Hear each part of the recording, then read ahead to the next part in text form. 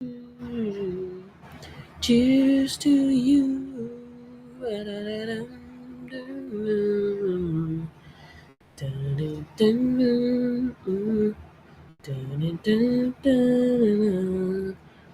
Cheers to you.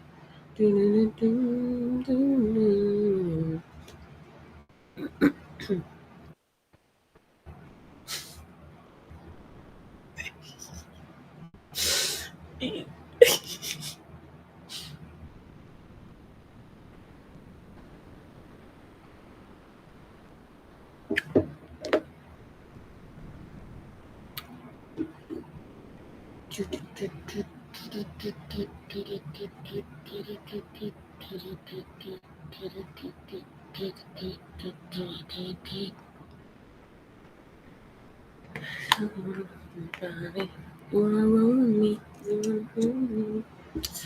Step on the cold me. I just want to hear you say, make me think of baby. I need to hear it.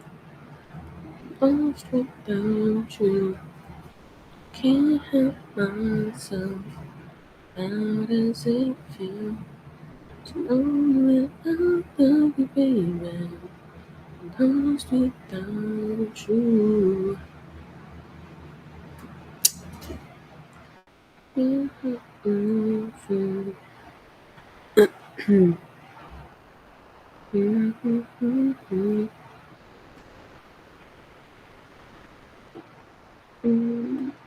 baby.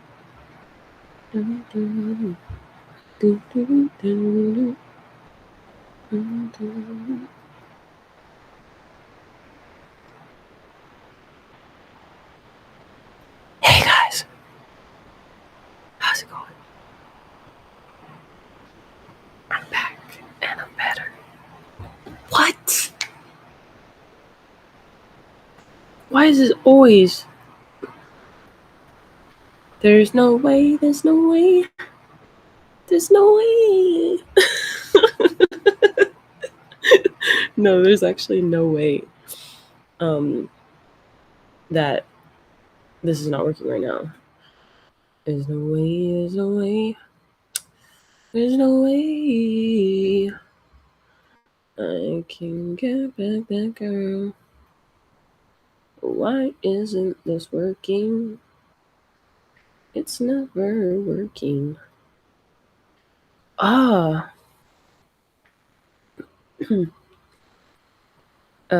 What the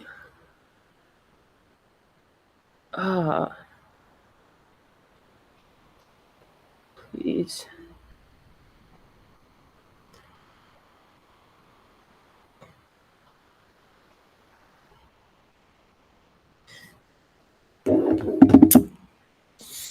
Anyways, guys, I'm chillin' like a villain. I'm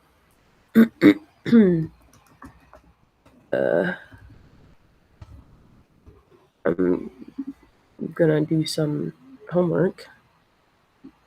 What, what, what are you talking about? Sorry, I'm like reading this thing on the screen. I'm like, what do you mean choose? Like, there's no choosing. There's already been chosen.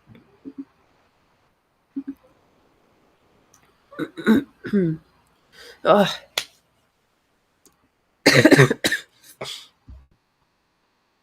Why? Ugh.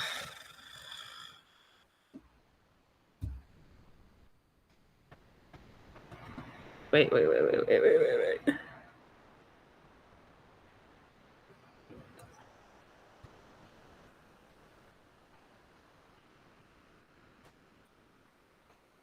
we go.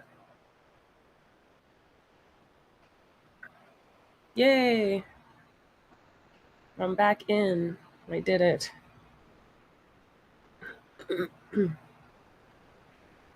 Wait.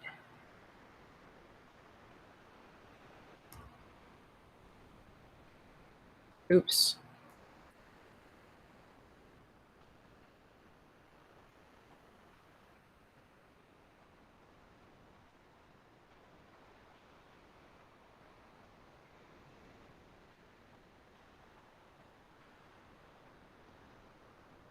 It's gonna work.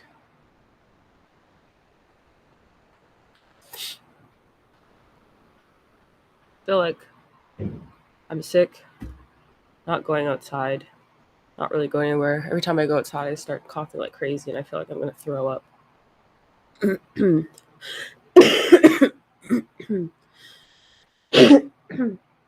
Sorry. So, why not stream and do my homework en même temps, in the same time? In the same time.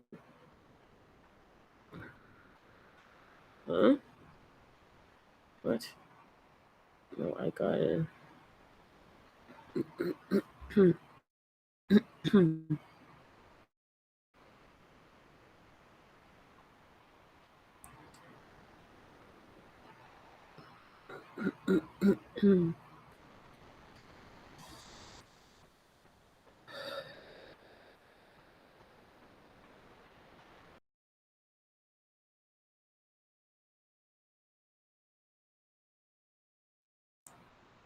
Oh, all of a sudden my phone camera works now, so that's why I'm looking like glossy. Oh my gosh. Oh, wait. Shout out to all of you listeners on Rumble. Thank you. Wait. Roman said, extra prayer. Sorry, just broke my tib and fib this morning. Surgery tomorrow. Oh my gosh. How did you do that? Definitely praying for you, my friend. What happened? Shout out to all the listeners on locals. By the way, if you guys want to support me and the work that I do on this show or the Karis Project, you can follow or subscribe to us on locals, and on X. You could also subscribe to us on X, Kaysha Richardson, whatever, or follow my Substack, The Chronicles of My Heart. You can subscribe to that as a paid or free subscriber. Everything's behind paywall though. Because those are some thoughts, man. Those are some thoughts. Anyway.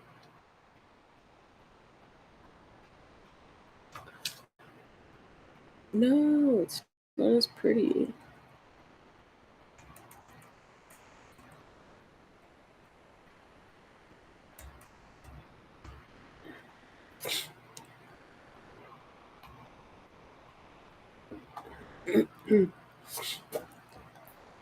I want to show you guys what. Maybe I'll show you guys what I've been learning in like. What I've been learning in engineering graphics or math. Math is so boring. Maybe I'll like go into like. Wait, let's see.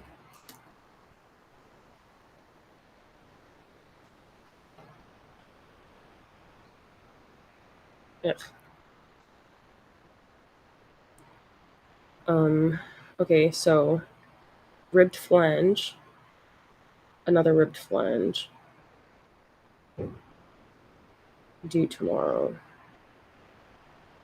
Wait. That says view all.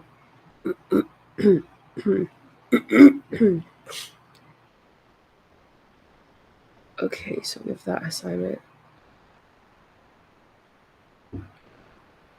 Okay, so ribbed flange. Engineering graphics. Okay, so what are you guys doing today? What are you guys doing right now, matter of fact?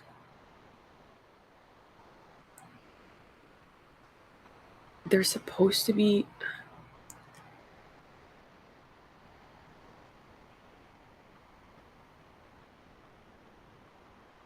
and I would have I would have walked to the engineering building, but y'all, I do not feel good. Last night I could not get to sleep. Like I was so nauseous. I could not sleep. I was like, why? What is going on? And then I woke up and I was like, ugh. Nausea is like the biggest betrayal ever. I don't know how to explain it, but how do we how are we supposed to log in to Bright? But Red Shelf is supposed to have. Oh, it's a temporary, and I don't think I used it in time. He said, I was injured 4 years ago, March 9, 2020, L4, L5, so I'm in a wheelchair.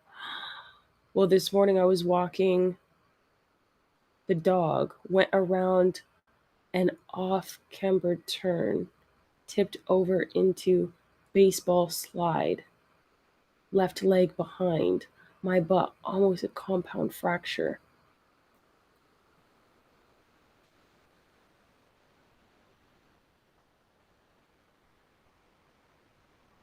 Oh my gosh.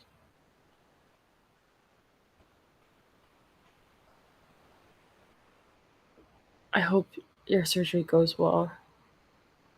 Are you from a Commonwealth country? Like, are you not American, Roman? Sorry, it's a random question to ask, but okay, but how do I know what my username is? Oh, okay. Oh, wait, no.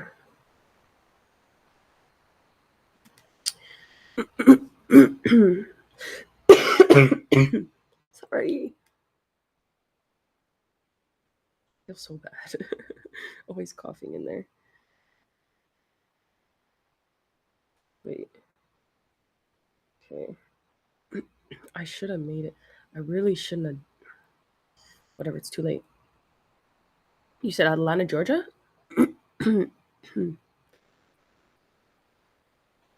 Okay, okay. Introduction to solid modeling using SolidWorks. I can't even open Solid. Okay, let me open this on my computer.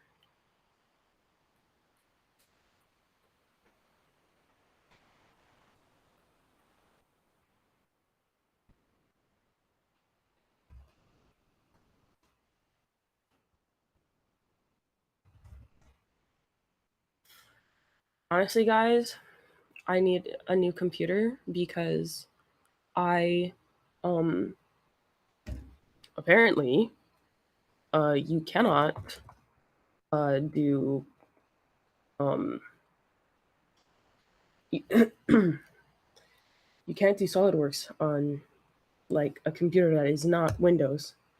And me and someone else who had a Mac tried to get the VMware to like download SolidWorks on our computer. Wouldn't even open. Like, would not even open. It was mad.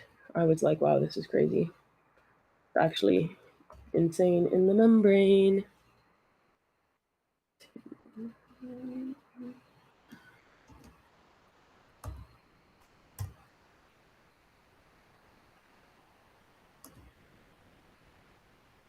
How?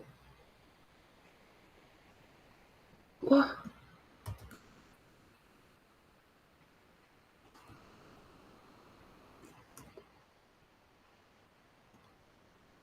What? Okay.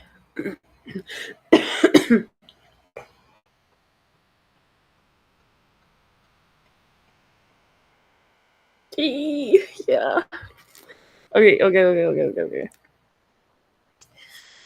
Okay, so let's look in SolidWorks. Read now.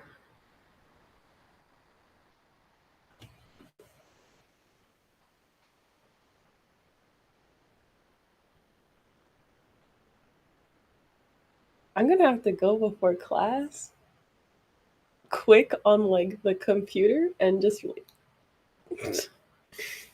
like with the mouse, like click, click, click, click a billion times. In SolidWorks. It's actually a cool program, but like, because like I've never. Obviously used it before.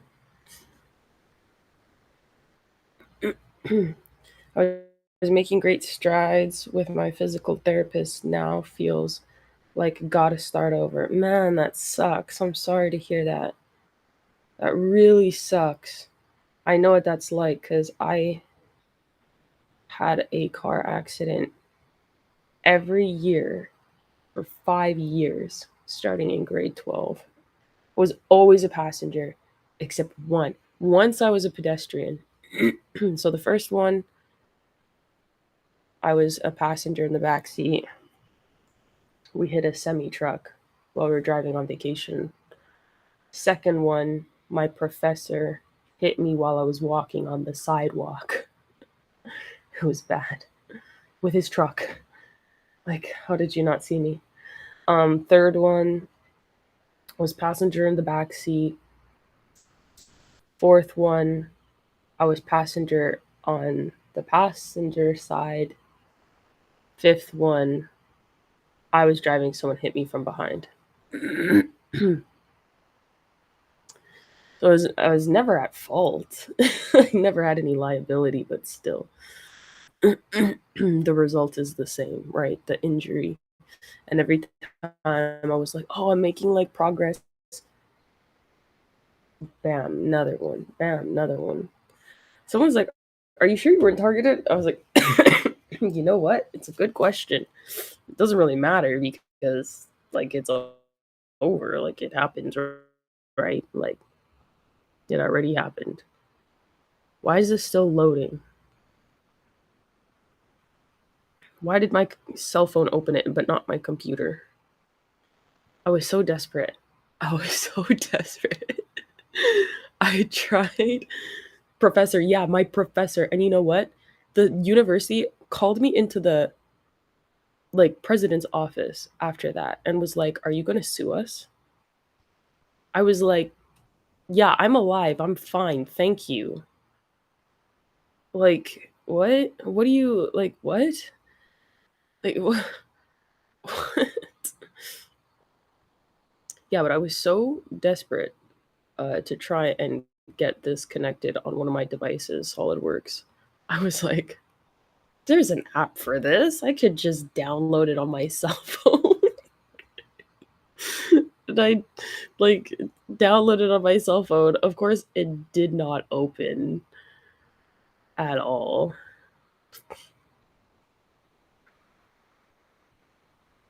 Chapter 1.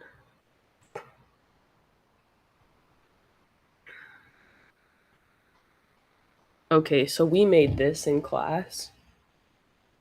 This is pretty cool.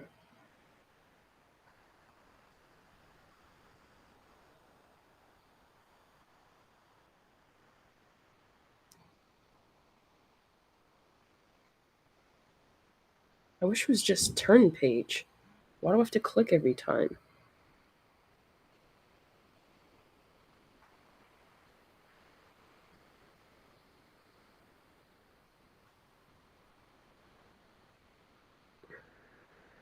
Basic techniques. Okay, but you can't do that every time.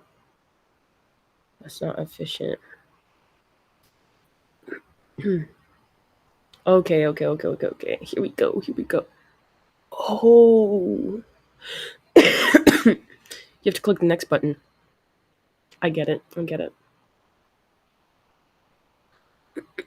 Can you tell I haven't like opened this? I just like went to the class and listened.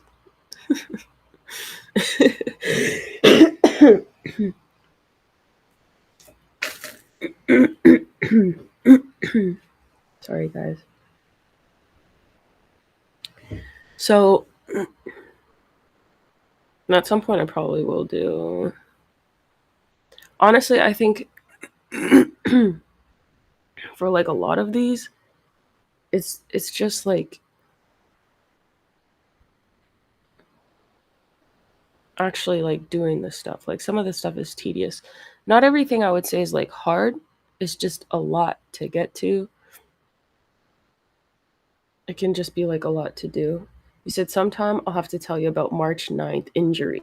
All I know, God was with me that night. I feel you, man. I feel you. It happens. But yeah, lay it on me sometime, you know? Rain down on me. Rain on me. So rain down on me. Rain on me. Sorry, I'm just kidding. Kidding, but I'm not.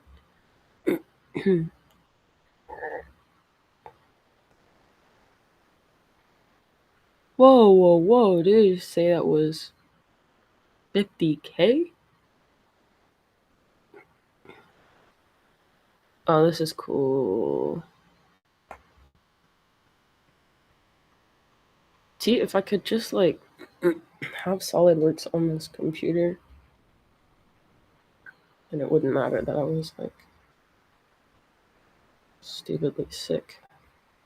Wait, why is this not?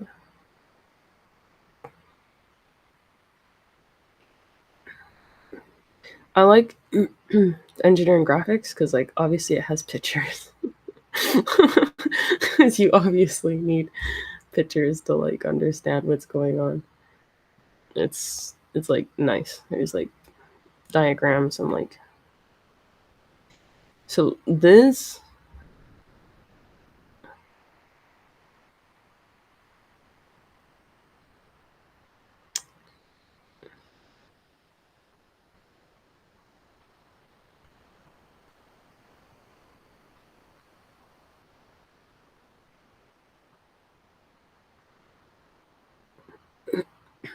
Oh, shoot. Talking about the price of workstations.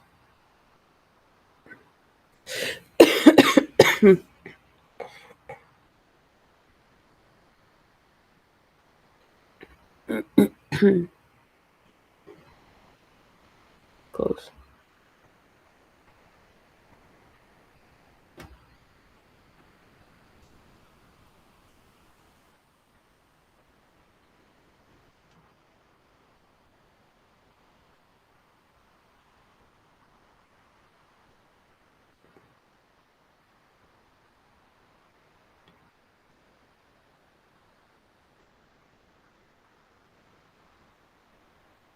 Mm.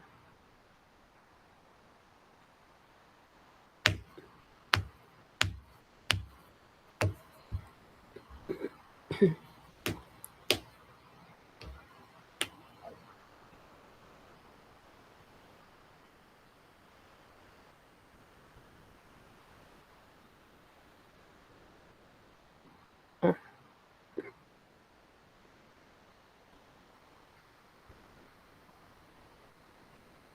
How come I can't see? Like, how come I'm not seeing? Donald Peters, hi. DE Health. Where do you live? I'm in Oklahoma. That's where I am. Where are you, my friend?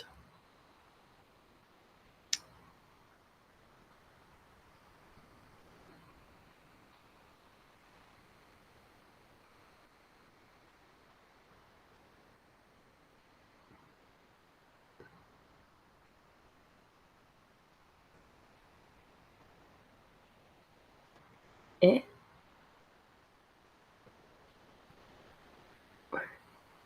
Wait. The flange.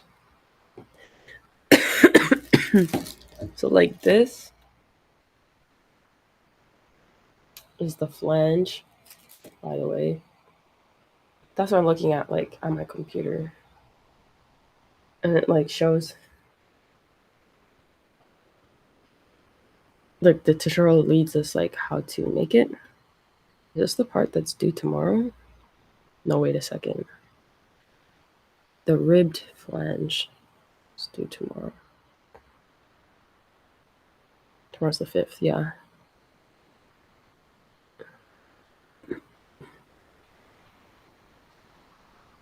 Huh.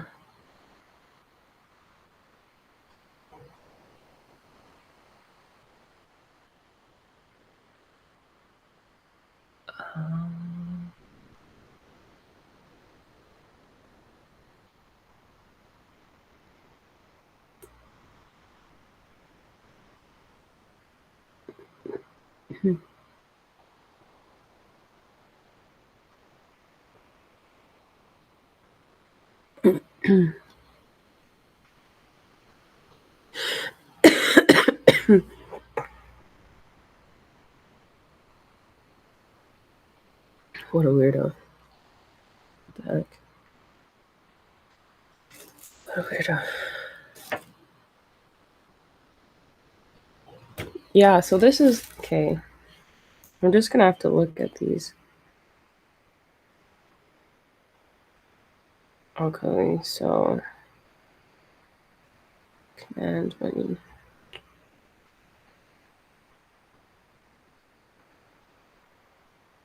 Yeah, I did this part.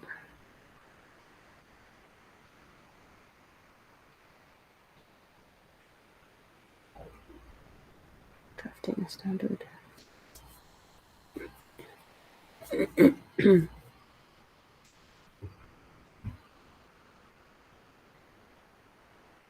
So on here, like on SolidWorks, you have to actually like go in and change like the settings before you like start doing that. You have to like click the command manager, the menu bar, the heads up toolbar, the feature manager for the design tree, the task plane. There's like a reference triad. You have to change like the inches. Check the markup for the display.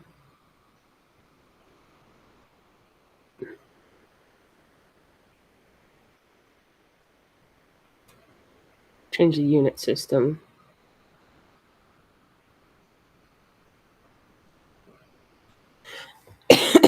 When he was first doing it in class, I was like, why are you moving so fast?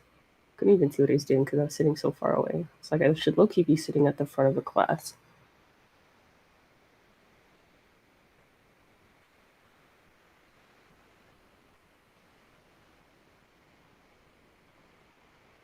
Oh yeah, and you can change the color scheme. I wish that I wish I actually had SolidWorks on this computer, because if I had SolidWorks on this computer, I would just share screen and like show you guys as I was trying to figure it out. I'll do that eventually. Trust.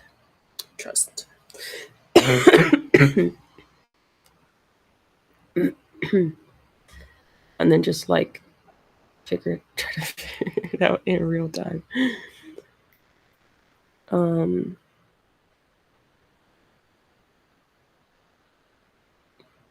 Okay, primary precision, dimensions, grid, IPS.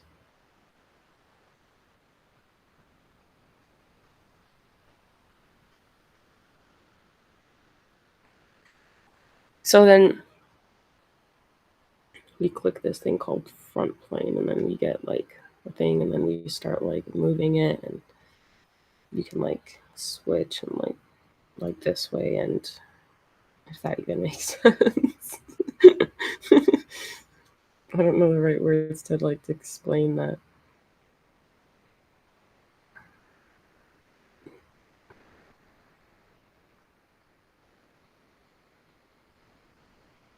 Yeah, this is so much like that's actually not bad.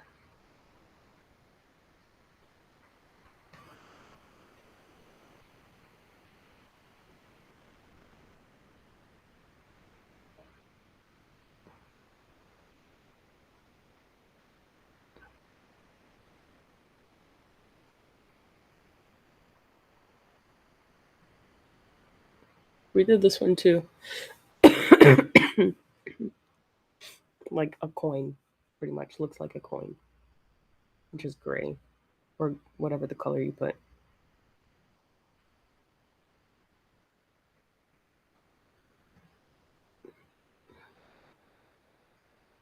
Let me show. Let me see if I can. Let me see if I can show.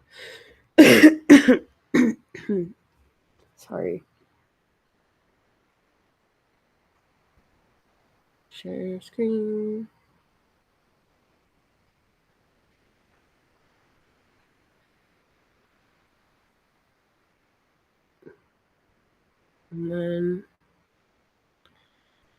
presentation.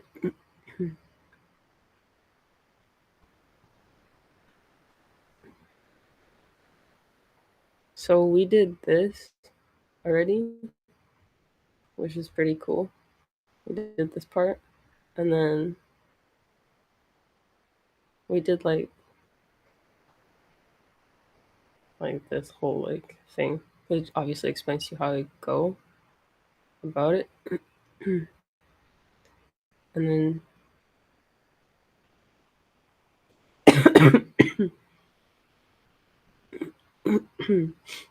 wait, let me see it go all the way up.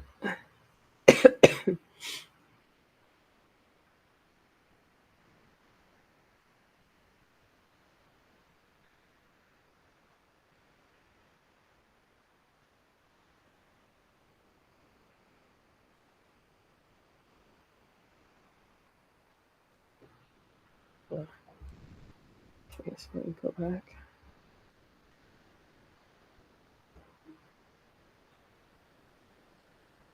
Hey, I was pretty good like scrolling down because I was like, okay, scrolling like far and far.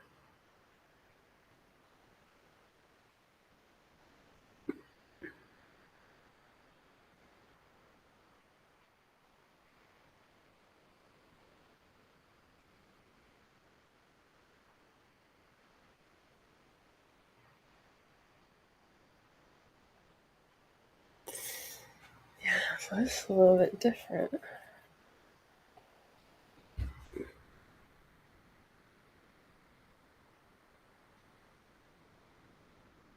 Let me stop tweaking. I don't know how much of this I'm actually allowed to show because it's low-key a textbook.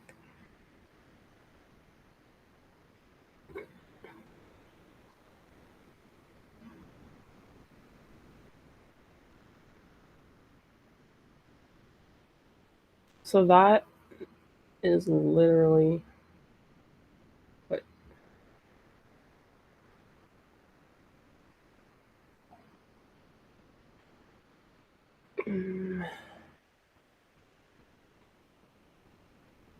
said, I'm in Harlem, New York City. I saw your post about the art event in Brooklyn in March. Might swing by, but I'm on the fence. What class if this for? I thought you were a chem major. No. No, I could never. Oh my gosh, I could never with chemistry. I think I like chemistry less than bio. No. I like physics the most. If I'm being honest, I like physics the most. Um yeah, if you're in Brooklyn, if you're in New York, swing by the art event. I'm going to be a speaker um in Brooklyn, New York uh in March, and I will be a panelist.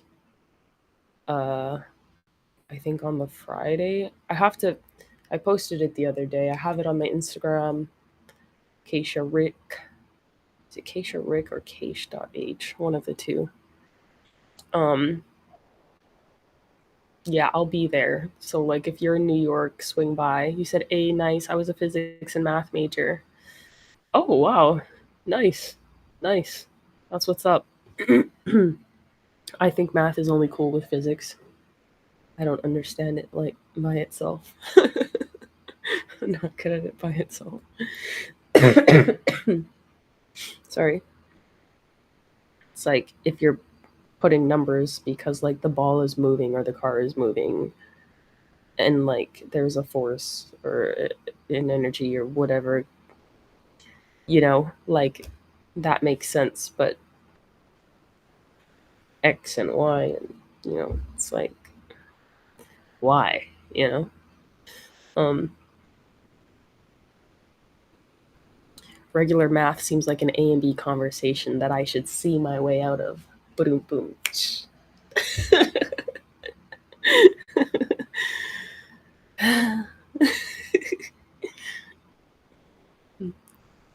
uh hmm. Why did you choose math and physics major? What do you do, Donald? Okay, so for this.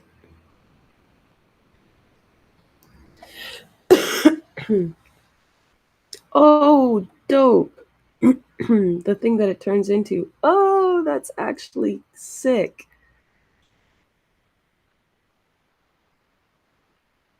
Okay, that's what's up.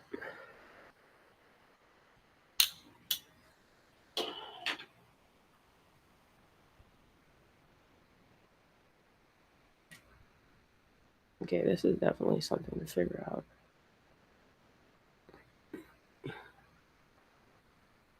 God bless the person who put this book together, engineering graphics.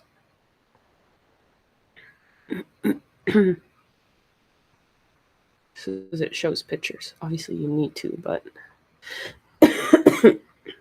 everything makes more sense with pictures. I don't know why everything doesn't have pictures. Everything should have pictures.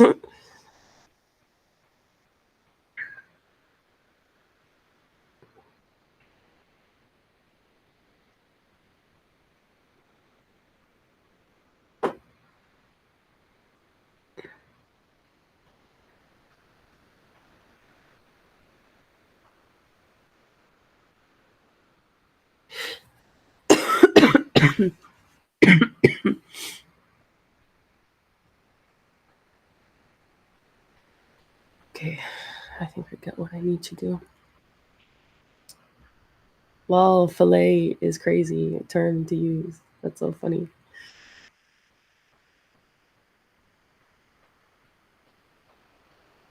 Oh, oh, okay.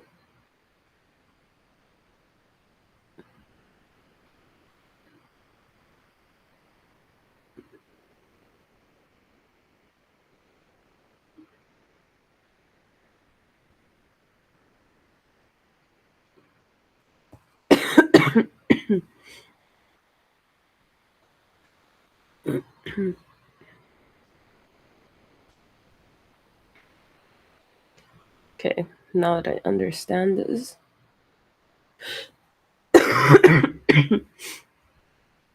how I can go for that, I need to.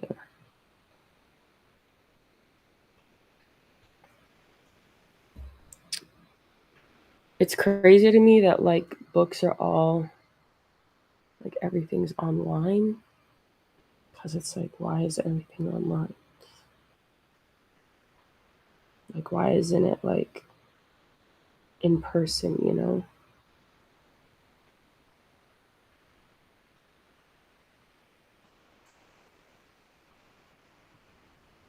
I like because there's flashcards as well.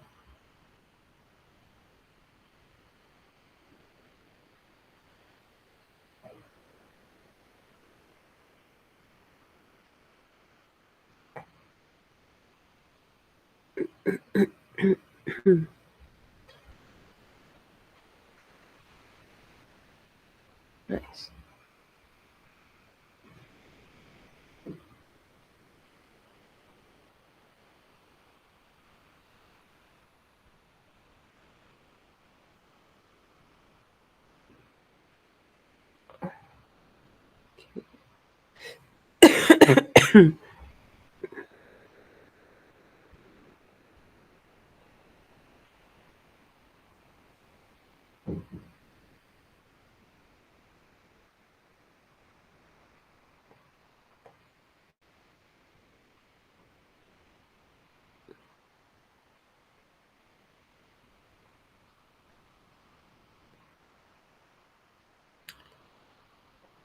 This is so.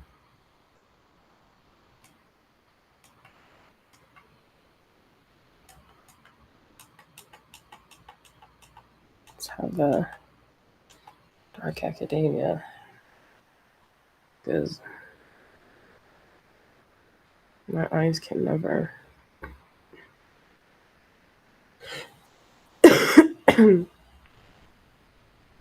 I chose it because I wanted to get a PhD in physics and be a researcher, but I decided not to. Super competitive and no pay.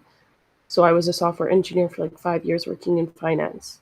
Now I'm an entrepreneur. That's very cool. What do you do as an entrepreneur? I feel like the only like good thing to do is work for yourself. Everything else is just like a trap. If you can work for yourself, you might as well.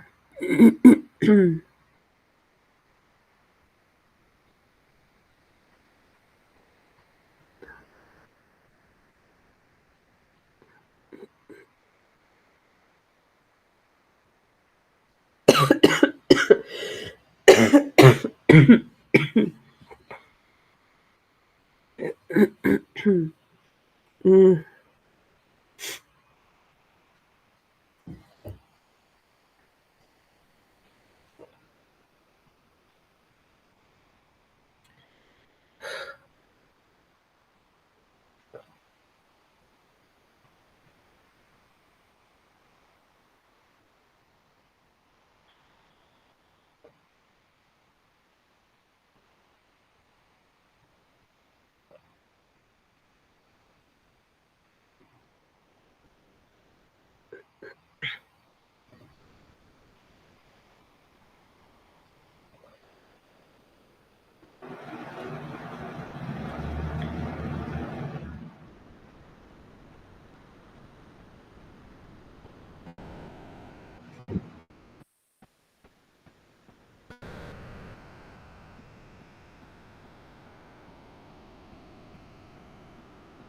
What?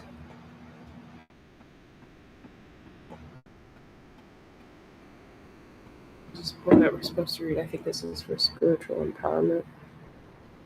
It's like developing the influencer within you. I'm like, wait a minute, wait a minute. What do you mean? What are you saying right now, my friend?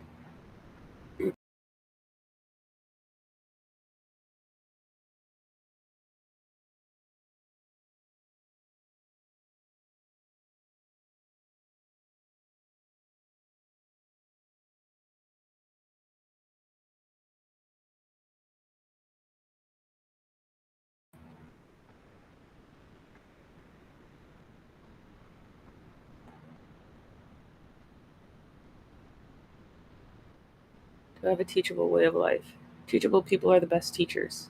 To develop people, I need to remain teachable. That means wanting to learn, paying attention, and pay attention to what I learn, desiring to share what I learn, and knowing with whom to share it. You gotta be tactful. Am I willing to be a vulnerable role model and coach? Developing people by investing in them. That investing in them doesn't mean pretending you have all the answers. It means being authentic. Yeah, that's real. Admitting what you don't know as much as what you do, and learning as much as you can from the people you're developing. Learning is a two-way street. Continuing to develop myself as I develop others brings me great joy. Real.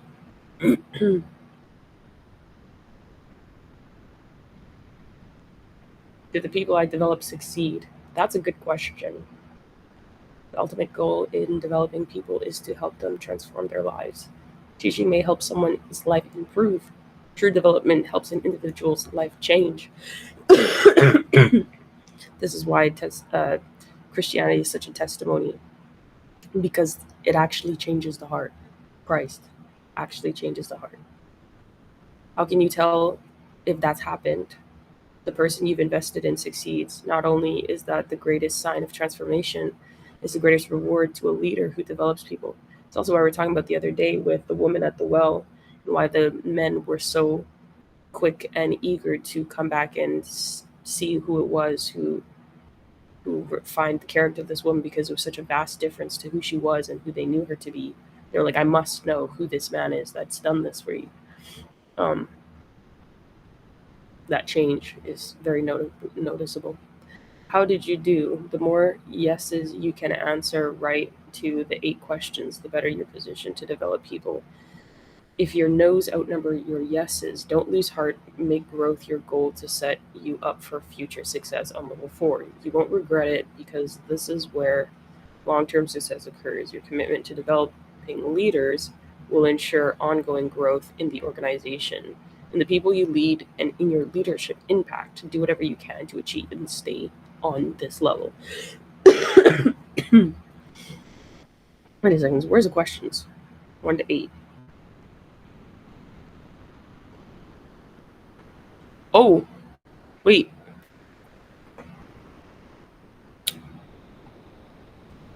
I was reading the questions. My passion about my personal growth. I think that's a clear answer. Does my growth journey have credibility? Clear answer. Are people attracted to me because of my growth? Am I successful in the areas where I want to develop others? Have I crossed over the spent time/invest timeline? Do I have a teachable way of life? Am I willing to be a vulnerable role model and coach? Do the people I develop succeed?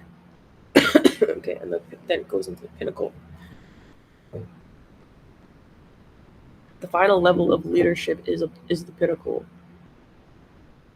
If you read the original version of this book, you may recall that I called this level personhood, but I think pinnacle is a more descriptive name.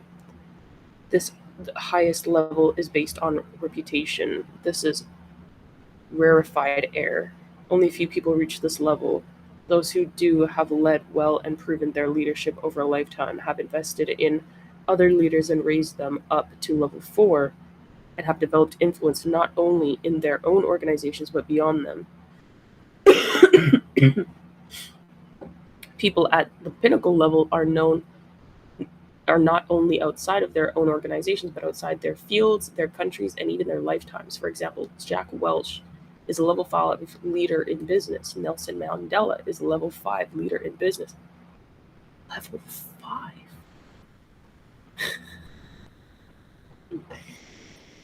Yo, if you guys understood what's funny, you would be laughing. You would be laughing. Level 5, bro. Dabrowski. Anyway, Martin Luther King Jr. was a level 5 leader among social activists. Leonardo da Vinci was a level 5 leader in the arts and engineering. Leonardo da Vinci was an engineer. I have to look this. Aristotle was a level 5 leader in education and philosophy. Can everyone reach this level of leadership? No. Should we strive for it? Absolutely. But we shouldn't focus on it. Why? Because we can't manufacture respect in others, nor can we demand it. True, exactly. Respect must be freely given to us by others, so it is not within our control. For that reason, we should focus instead on developing influence on levels 2, 3, and 4, and work hard to sustain it day after day, year after year, decade after decade. If we do that, we've done all we can do. It's a very manly mind of thinking. As it should be. To be fair, as it should be. Is this too much dark academia?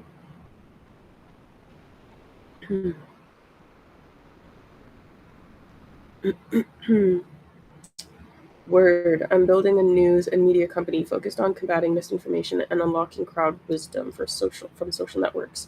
Funny enough, I use more exciting math in this work than I used to in my finance work. That's very cool. Curious, what was your journey to conservatism like? Were you ever a liberal? Yeah, I used to be. Honestly, it's so funny because I just almost missed my mouth just then. I was never political before. I never considered myself to be this or that. I didn't care. I didn't care. I just did what I was supposed to do, that I thought was decent. One sec. So I'm distracted. I won't answer you correctly. Well, let me just see something here. Yeah, no, I never considered myself political. I never considered myself a liberal directly or conservative directly, but my actions Like, I was very much in, like, I didn't believe in feminism, like, in large the way things were done. I had some indoctrination for sure because I went to public school. And even the private Christian school I went to was like indoctrinated. But in some ways, not nearly as the same as like public school, but still. Like I would say like I was very much in the middle. I didn't like conservatives at all. Um, because like I was a minority and I thought the liberals were the party that cared about, well, I didn't really care about anyone who called themselves a liberal or like a liberal or conservative. In Canada it'd be like liberal or conservative. And in America it's like Republican or Democrat. But I was not a Democrat either. Like I thought that the Democrats were better options a lot of times than the Republicans. But in 2016, when Trump was running against Hillary, I was like, "There's no way." I was like, "There's no way. Trump needs to win." My granny was like, "He's not going to win." I was like, "He's going to win. She is not going to win." I was like, "In Jesus' name." She's like, I was like, "There's no way," because that's the like, yeah, there's no way. But um, and I didn't really so much care for Trump at all. I was just like, no, he's definitely better than she is. And all I knew was what they told us about him in mainstream media, which was lies anyway. So I didn't really know much about the guy. But I never had problems in his America until Biden came around and started doing crazy stuff. And then my life was hell in Biden's America. I've come to America like so much growing up with my family. So, but I don't know, in Canada, I didn't really I don't really call myself liberal or conservative. I just did what I wanted to do and accepted that I was doing what I wanted to do. And I was still raised a Christian, like a traditional, I guess you would say traditional conservative Christian, but like I had to go through my journey too, I guess.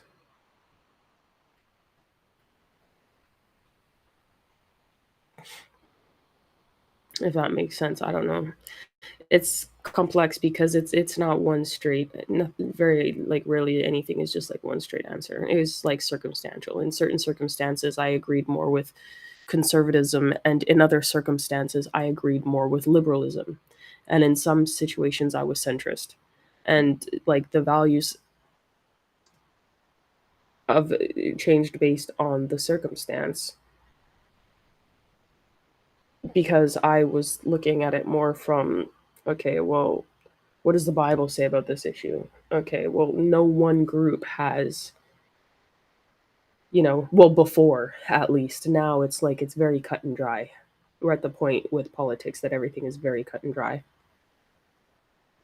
But before it's like this party might have done this good that would line up with, a biblical value, like one singular biblical value that would be beneficial to Christian people. And this other group might, you know, have the same one or two things that they're doing that might line up with Christian biblical values that might actually protect or conserve, the same. Um, Trudeau at one point was saying that he was going to protect Christian values. I've never voted, by the way, in any election in my life, not in Canada, not in the United States. I am a voteless woman. Um, and I actually might keep it that way. I don't know. I actually might keep it that way. I don't know. I couldn't even vote when my dad was running in Canada, in Saskatchewan.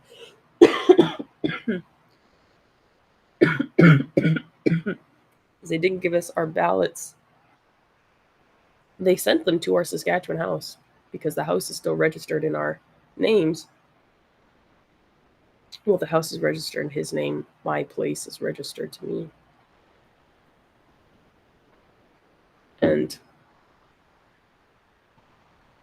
But no, I never voted.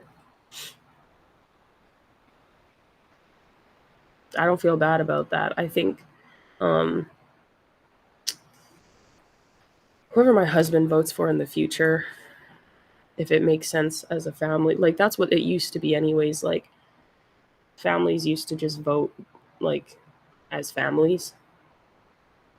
That's why there was one vote, because they would decide as a family who they were going to vote for, and then the man would just vote. Also, you used to have to go to war to vote. You couldn't just be a man and vote. You had to go and serve time in the army or the military, and then you earned the right to vote. You had to serve your country or whatever. Um, and now, because of feminism, you don't have to do anything to earn anything. You understand the value of a vote a lot more if you go and fight for your country. You said so cool. Thanks for sharing. Your pro male content was how I first found you on Threads. Really appreciate how you've developed that line of thought. All makes sense. Complexity is realistic. I'll be honest. Sorry. The reason I developed that line of thought is because of being raised with God and a single father. Even when I was not very Christian, I was very anti-feminist. I couldn't stand it. Um, I hated it because I watched my dad be abused in the system, like just systematically by the government since I was a kid, and he beat them by himself. And I was like, oh, my dad's a G. He's a savage. Like, I got taken as a kid, like, for no reason by the family courts on my dad's birthday while he was at work. They just grabbed me. And then they put me in permanent ward of the Crown for like 3.5 years. He had to fight to get me back. And he did by himself. And he was only like 22 years old. He was studying to be a neurosurgeon, and he quit school so that he could make sure that I was all right. And he did. He got me back. He was one of two to get their kid out of permanent ward of the Crown. The other one was a woman, so it shows who my father is. But he's an exceptional guy and a very capable guy. And he always has been. So from the time I was small, I was like, no, men are great. Men do great things, because I could not do that. And my mom, she abandoned ship. So I was raised by a single father, my grandmother and great grandmother. So, I have the traditional values of the women from my family and my culture, but still was raised with a good father, and he was great. So why would I hate men? Like, why would I? Like, my dad showed me through experience, right, that he was a great dad. And my dad says all the time, you have to, like, for women, when you have a child, you automatically bond with the child because it's growing inside of you, which is true. But for men, you have to earn the trust of the children. That's the first person the child learns to trust.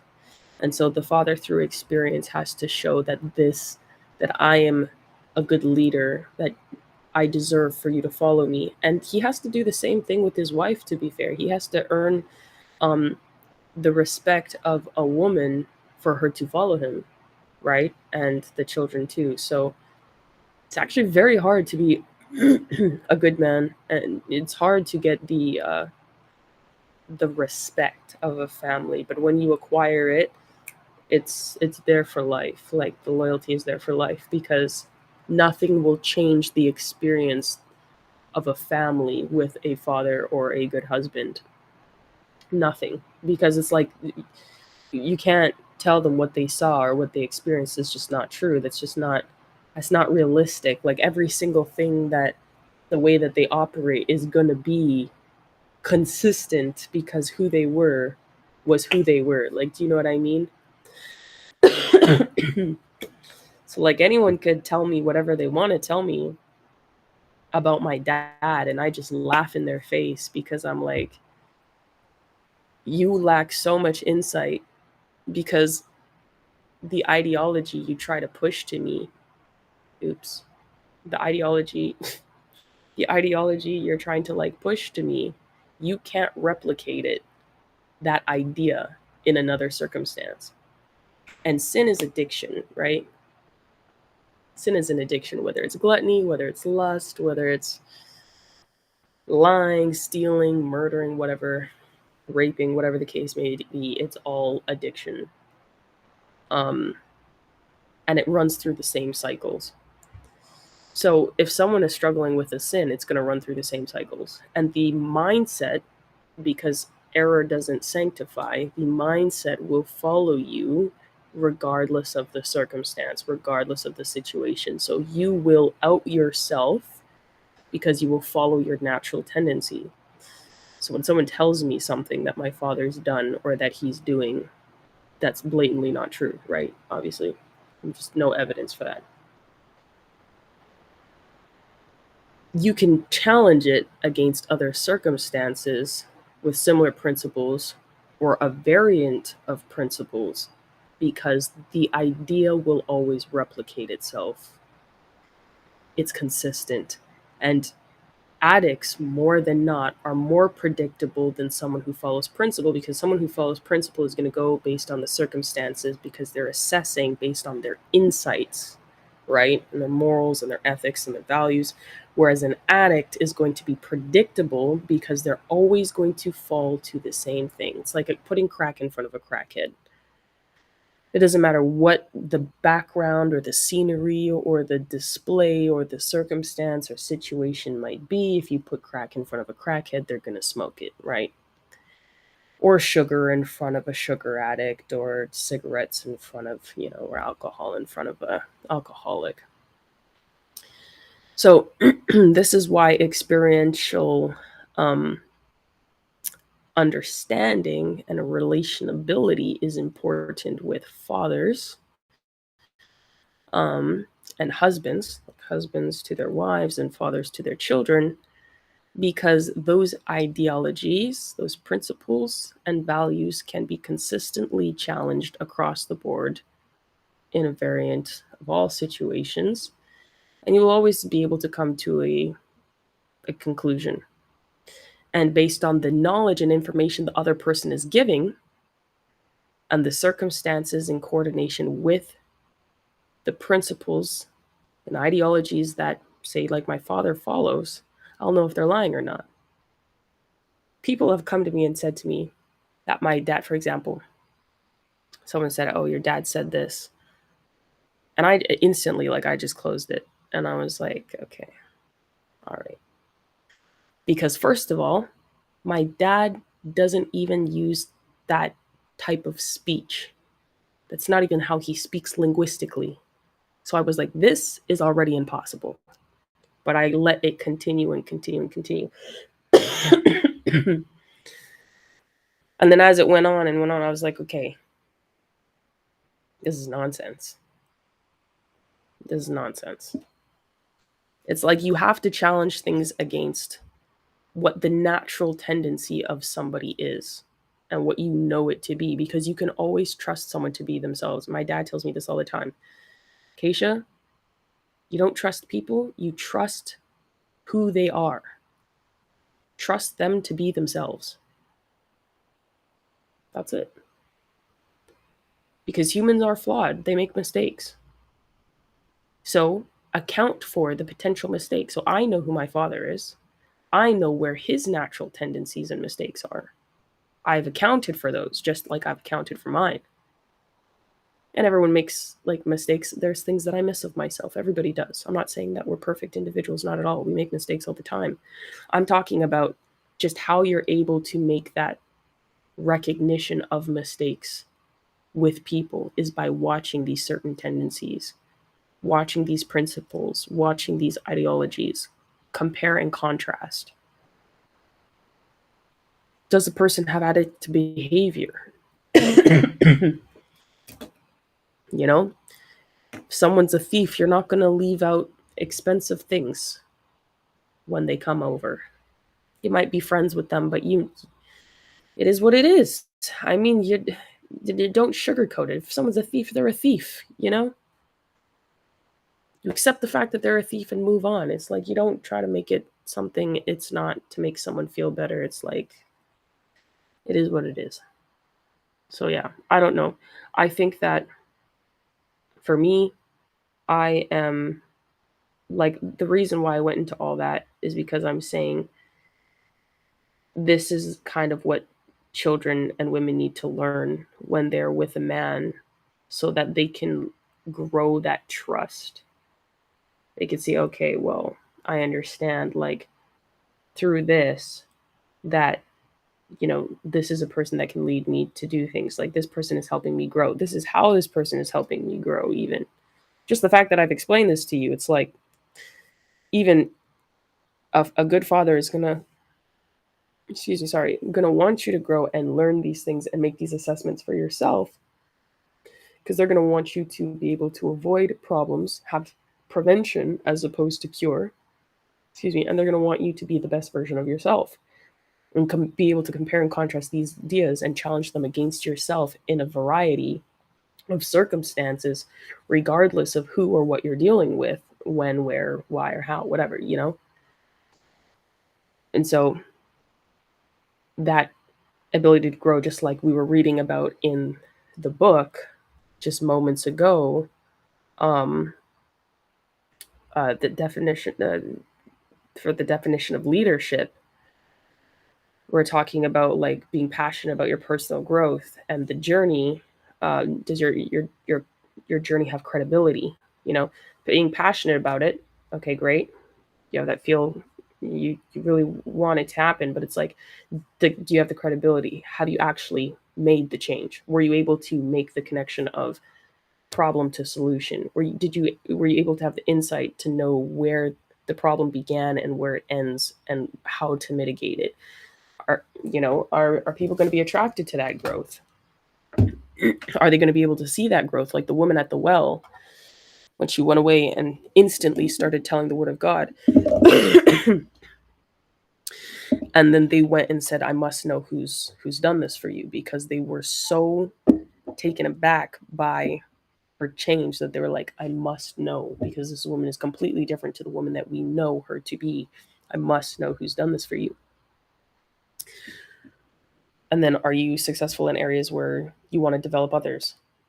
It's literally what fathers are doing, right? With their children and with their wives.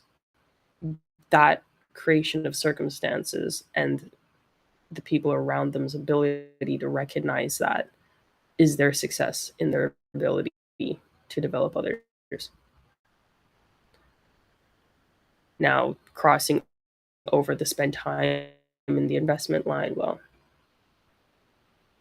it's like it's a whole different thing. And then, do they have a teachable way of life? That person will also grow. The father will also grow by his interaction with his child and his wife, because they themselves are teaching him how he's supposed to lead in his everyday life. This is what he tells me, by the way. I'm not telling men how to operate as men. This is what he tells me, and I'm regurgitating it back. Well, applying it right to this circumstance, and then being, number 7. Am I willing to be a vulnerable role model and coach? Fathers have to be vulnerable role models and coaches. They have to be authentic. They have to be genuine. People, like, it doesn't mean that you're um, like it says, it doesn't mean you have all the answers. It doesn't mean that you're pretending to be a know-it-all. It's the fact that you're just authentic and genuine enough with someone to be real about the situation and be understanding. Like, okay, this is what it is. This is what it needs. This is what I have.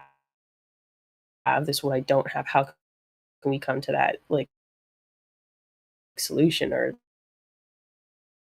that understanding or whatever together? And then do the people I develop succeed? And that's definitely what fathers do. So when the children and the wives become more successful in what they're implementing through the teachings that he's giving them, the same way that God does with us, because he's that example, then you actually create the circumstances for the development of that success. And they will see that. The children and the wives will see that because they will start to notice they're getting better, whether it will be whatever the problem is that needs to be solved, whether it's be work, school, spiritual, mental, emotional, whatever, whatever a father's helping you with, finance, whatever a case may be, it's going to improve and they're going to notice right away. And they're going to notice that it's becoming easier for them to deal with, not that because the burden is lighter, it's because they're learning how to carry the load. It's like you don't bend over when you pick up a box. You're not supposed to like bend your back over like straight forward. You're actually supposed to squat your knees and keep your back, leveled like straight, and then grab a box from like the bottom, right? And then pick it up that way, lift from your knees instead of lifting from your back, right? So it's about the application, and fathers teach that application. So through experience, I learned that yes, there is value in fathers, and that's why I was never against fathers growing up. I'm not against mothers either. I'm a firm believer that you need a mother and a father, and I very much want to be one day by the grace of God. Um, but I know from experience that fathers have been absolutely destroyed for for a long time, for not even just decades, centuries. Like this has been a long game, this slow methodical chess match, and it's for the purpose of destroying our society because predatory, sick, weak men want to go through women instead of bucking up to the men face to face because they can't. They can't. This is the devil's tactics. He's a predator through and through. He said, "You're a realist and your moral fiber runs deep. It's so rare to hear a young woman or man articulate the irreplaceable value in fathers. Gives me hope. Also, your notes on addiction are highly. I learned all by my father. So, by the grace of God and my father alone. Thank you. Thank you kindly." Yeah, it's true. All things are addiction. All things are vanity. All things are addiction. This is why, like, even when I will eat something that I don't particularly need to eat, I will get frustrated. Not because I'm like, oh, okay, sure, you're gonna get fat. I could care less. I go exercise and like I'll be fine. Like, let's be so for real. But when it comes down to the character development, it's like I don't like giving into things that are not necessary. Because for me, in my mind, all things lead to Rome, whether it's today or tomorrow. Eventually, it gets there, right? And that's true. That's true. And by the time you realize, a lot of times, like it's too late. This is my sociology book. Keep calm and understand society.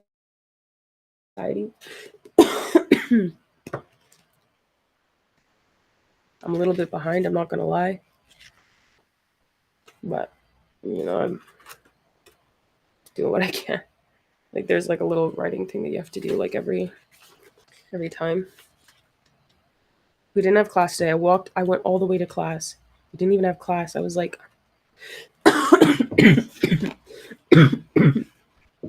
anyways, if you ever want to collab with social media, you said you're doing social media stuff, Donald. Hit me up on X, able to collab with. So, I think you would be a good conversation. Like, I think we would enjoy conversation. Said lol, I'm directly with done. You know what? Thank you. That makes me smile. Like, obviously, you can see that makes me smile. That makes me really happy. Because you know what? I hear men say this all the time, and it's crazy because women don't think like this. It's men, and then randomly they'll be like, your father is amazing. Like, I can tell your father is an amazing guy. A lot of times when people compliment me, I'm like, okay, by the grace of God and my father alone, thank you. But like, I don't mention like him outside of that. I can tell your father is an amazing guy and he's really smart and all these things. And I'm like, how did you decipher this information? But my dad's like, men read circumstances and they know based on what I'm saying that a man told me because they know that women don't think or operate this way. And so they're gathering information about him by speaking to me. Women get screwed over because a lot of times when men are approaching them that they don't know are bad, the man is using her to get information about other men or other people around her so that he can carry out whatever his plan is. And I'm like, ah, no. Like, how is that even a thing? But like, you know, there's obviously the people that are just like literally just appreciating that my dad is great, but men read the circumstance. They can read actions of people who are not even in front of their face. Women can't do that. Not like that. Not like that. So it's fascinating to me when I hear men say stuff like that. And you literally said it word for word, bar for bar. So like I had to like run that just now.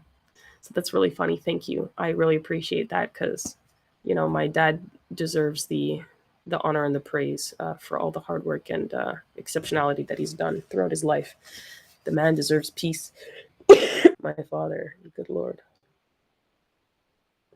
I pray he shall have it soon. I mean, peace in Christ Jesus, of course, but you know, he works very hard. Try to assess how positivistic you are. Are we just find solutions to all of its major problems? Why or why not? Ooh, this again.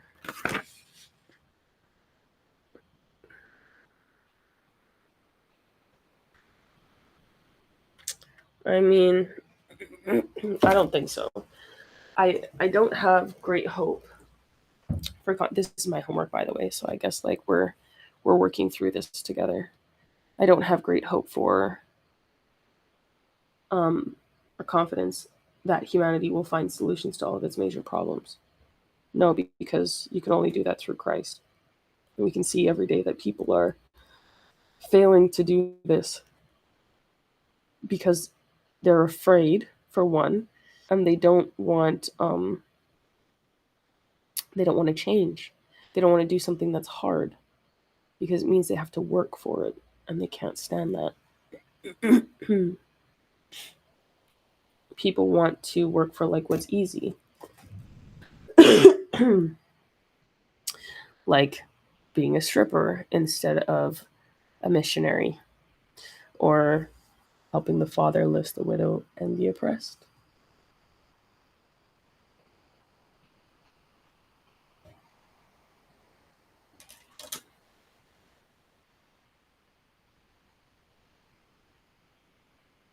By the way, my ears are not actually pierced. If anybody wants earrings, we're selling them. It's like these cute contraptions. It's like this cute contraption. Like you can adjust it, but it's this one's fake, but it has the real one at the bottom. So you can like go back and forth. But I have no piercings anywhere on my body, so and I've never like so I like there's no point in me getting like real ones. I'll just the point is we sell clip-ons and real ones at the same time.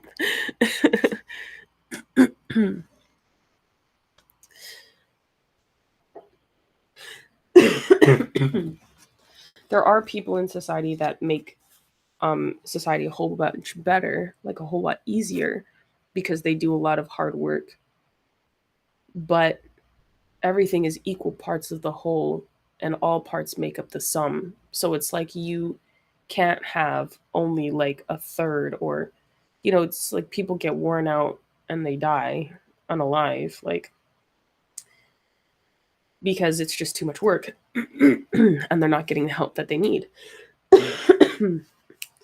which is actually diabolical.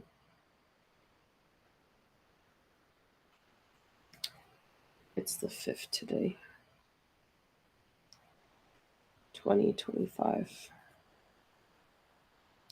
Gotta get used to writing that. I wrote the date where I was supposed to write my name.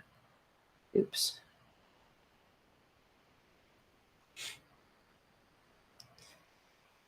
I have faith that things will get better under this administration because it will give good people the opportunity to thrive in their good works, that the hard work that they're putting in, not necessarily good work, the hard work that they're producing every single day will cause results, and they'll have less pushback, which will mean that there will be less major problems. But to solve all of it, impossible, because the Bible says there will be sin until the end.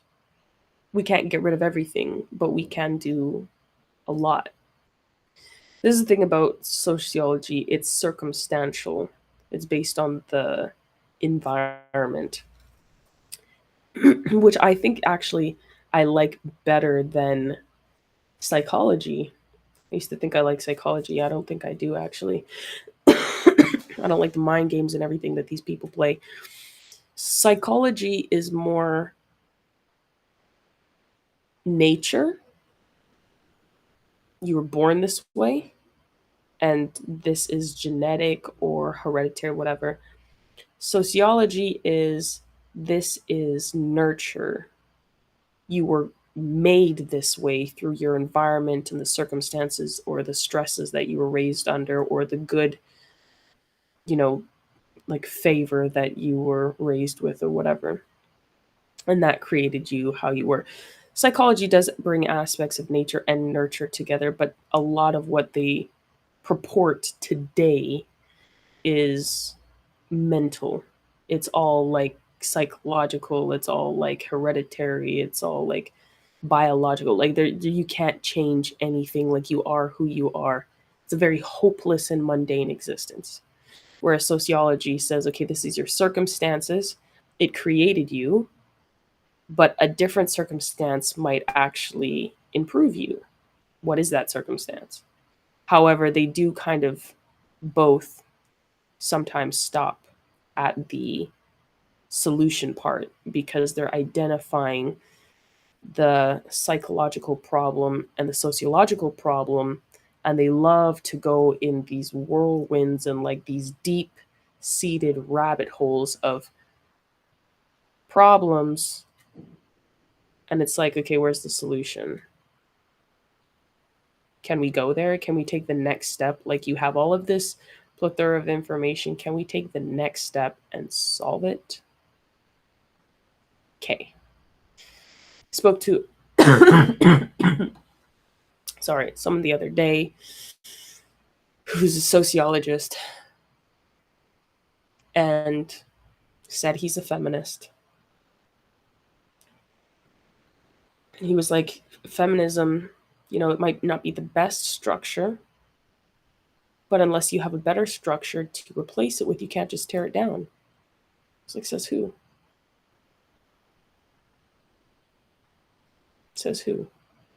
If something's an immediate threat, you get rid of it. You're not going to say, like, this person has a gun to my face. I don't have a long-term solution, so I'm not going to prevent him from going any further in this action. That's pretty much what feminism is. It's an immediate threat that doesn't look like it, even though a gun is obviously looks like an immediate threat, but you get the point. And maybe that's not the best example, but hey, I'm sick. Have mercy. Have some grace with me, okay?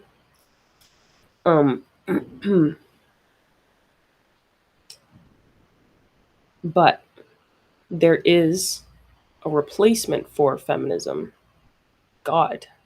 Because you don't need to be a feminist when you have God, because God covers all of the issues. Christianity covers all of the issues. Every principle is laid out clearly in the Bible of what God wants us to do.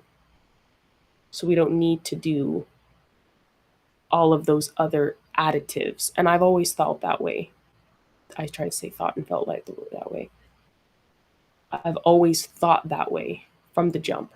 You do not need all these extra movements. What does God say? What should we do about it? How should we approach it? Women are valuable. Women are of the utmost importance. We need them for children, for nurture, for love, for helpmeet, for so much. The details. Women are exceptional at details and communication, you know? Children need women. Children need fathers, but you know what I'm saying? Like, fathers create the structure and the logic and the discipline. Mothers are the helpmeet, the support, the nurture. I won't say just love because fathers give a lot of love and mothers give a lot of love. But being able to birth children, my dad says most important job on the planet is being a mother. One day I will be a mechanical engineer like my dad. And yet I will be a mother and a wife first. Yeah. Yeah. That will be my pride and glory, being a mother to children and a wife to a husband, because those jobs are the most important job a woman can do. That makes her valuable. That shows respect to her and her capability. No one else, men cannot give birth. Men cannot do what women can do. Women cannot do what men can do. It's like men don't feel bad that they can't give birth. The only one that feels bad about that is predators who try to screw women over or steal their valor. Like, let's be so for real right now. Honestly. And I used to be androgynous. I used to be a part of that trans agenda. I wanted to get the surgery. My dad was like, nope, not you, sorry. Not in my house. And I was like, I'm gonna do it, I'm gonna do it, you don't know me. No, he knew me, I didn't know him. Sorry. And he prayed with me, you know, blah, blah, blah. A lot of you who followed me for a long time, you know the story already, but you said a better structure is the one indigenous communities have lived with for thousands of years. The divine relationship between men and women cultivated the first civilizations. Except indigenous people, a lot of them are matriarchal, and the matriarchal society has, in large part, killed us. A lot of the men in native tribes um, complain about this because men need to be men. I'm a Christian first and foremost, and men need to be men. And I don't care. I've always been a Christian first. I don't care. Like, I am native, and I value being native. Except I follow what God says is right. And as a woman, I know it's evil to make women lead because I've been through. Why would I?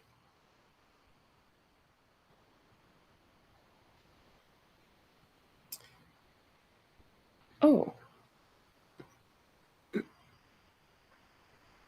why is it doing that? As a woman, why would I want to why would I want to lead? Why would I want to be in charge? Do you know how exhausting it is on women?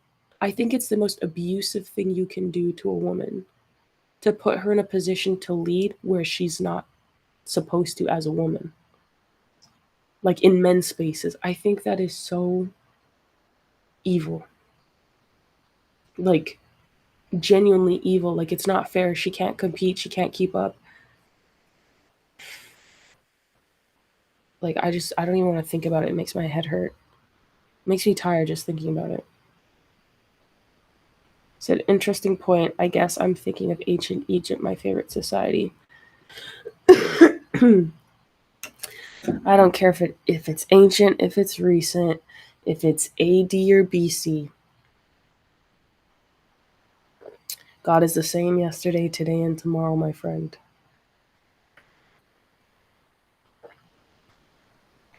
And he will be God now and forever. And men will be men now and forever, and that biology will never change. Praise God, from whom all blessings flow.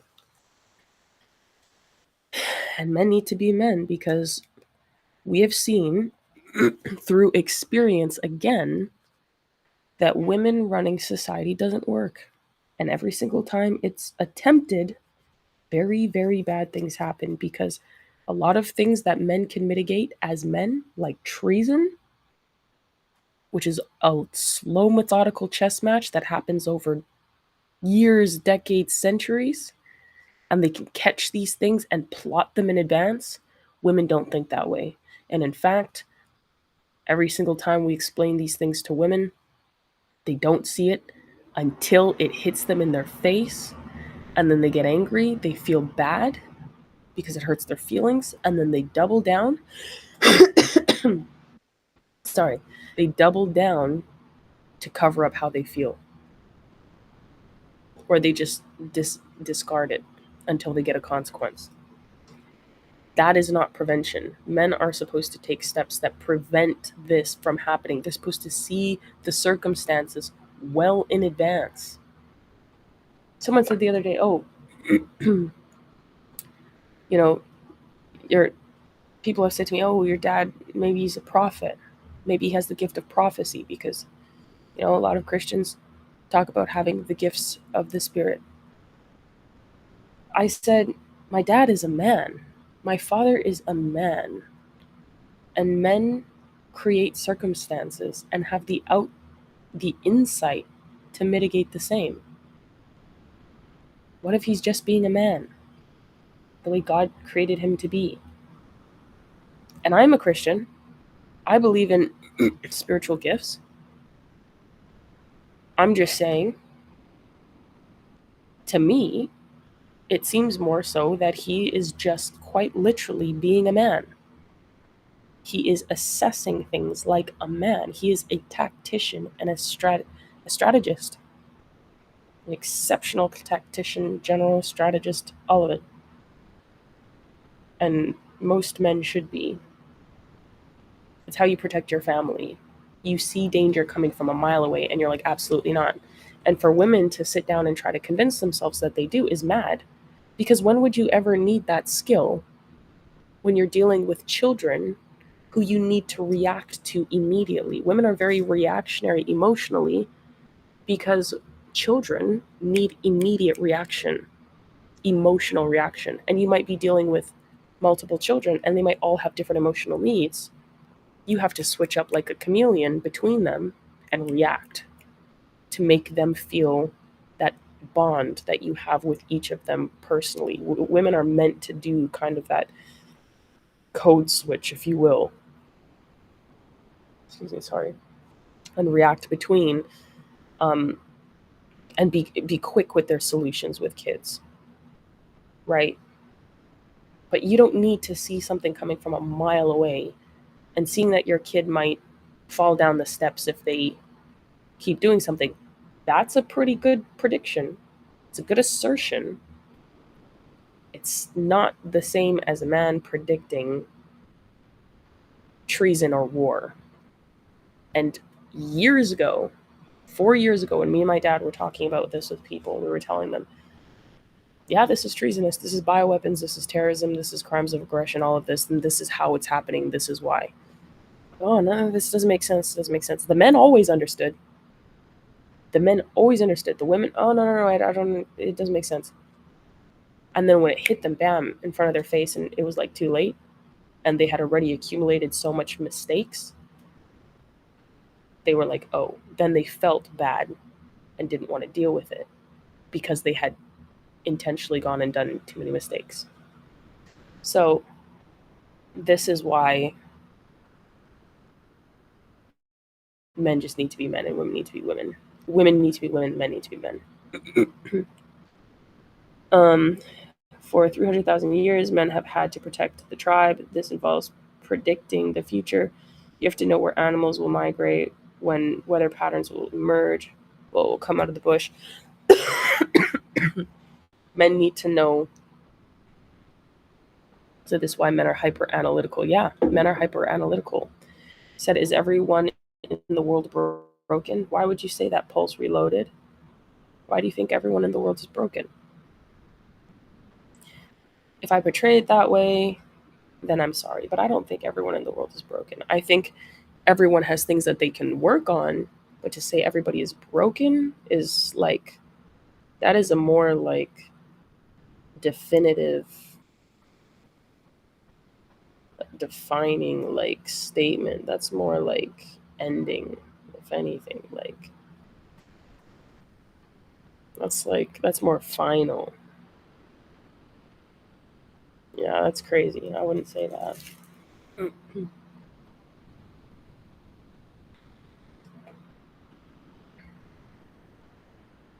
And I very much appreciate the fact that men are hyper analytical because when I speak to men that are like hyper analytical or that like they're really smart or just they're, it's not even like IQ, just this is just how men operate. Like just men being men. I really, really appreciate it. It is so refreshing just talking to men who are operating as men because they're so like solutions based and they're so like, you just don't have to think very much unless you want to.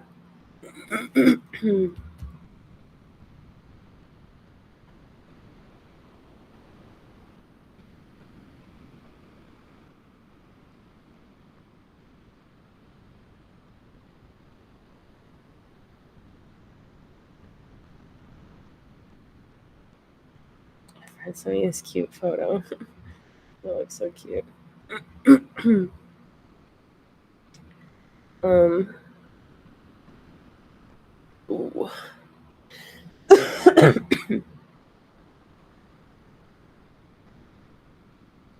feel like I'm gonna throw up.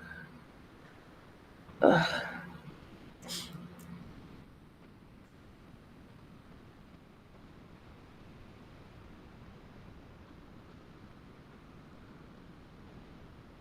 Oh,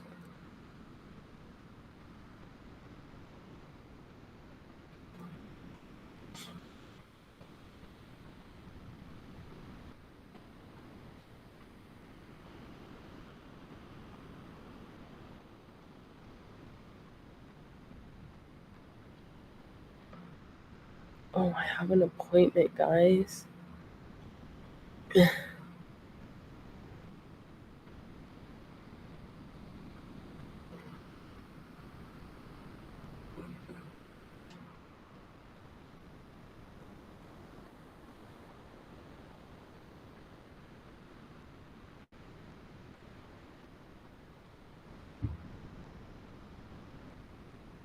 Mm.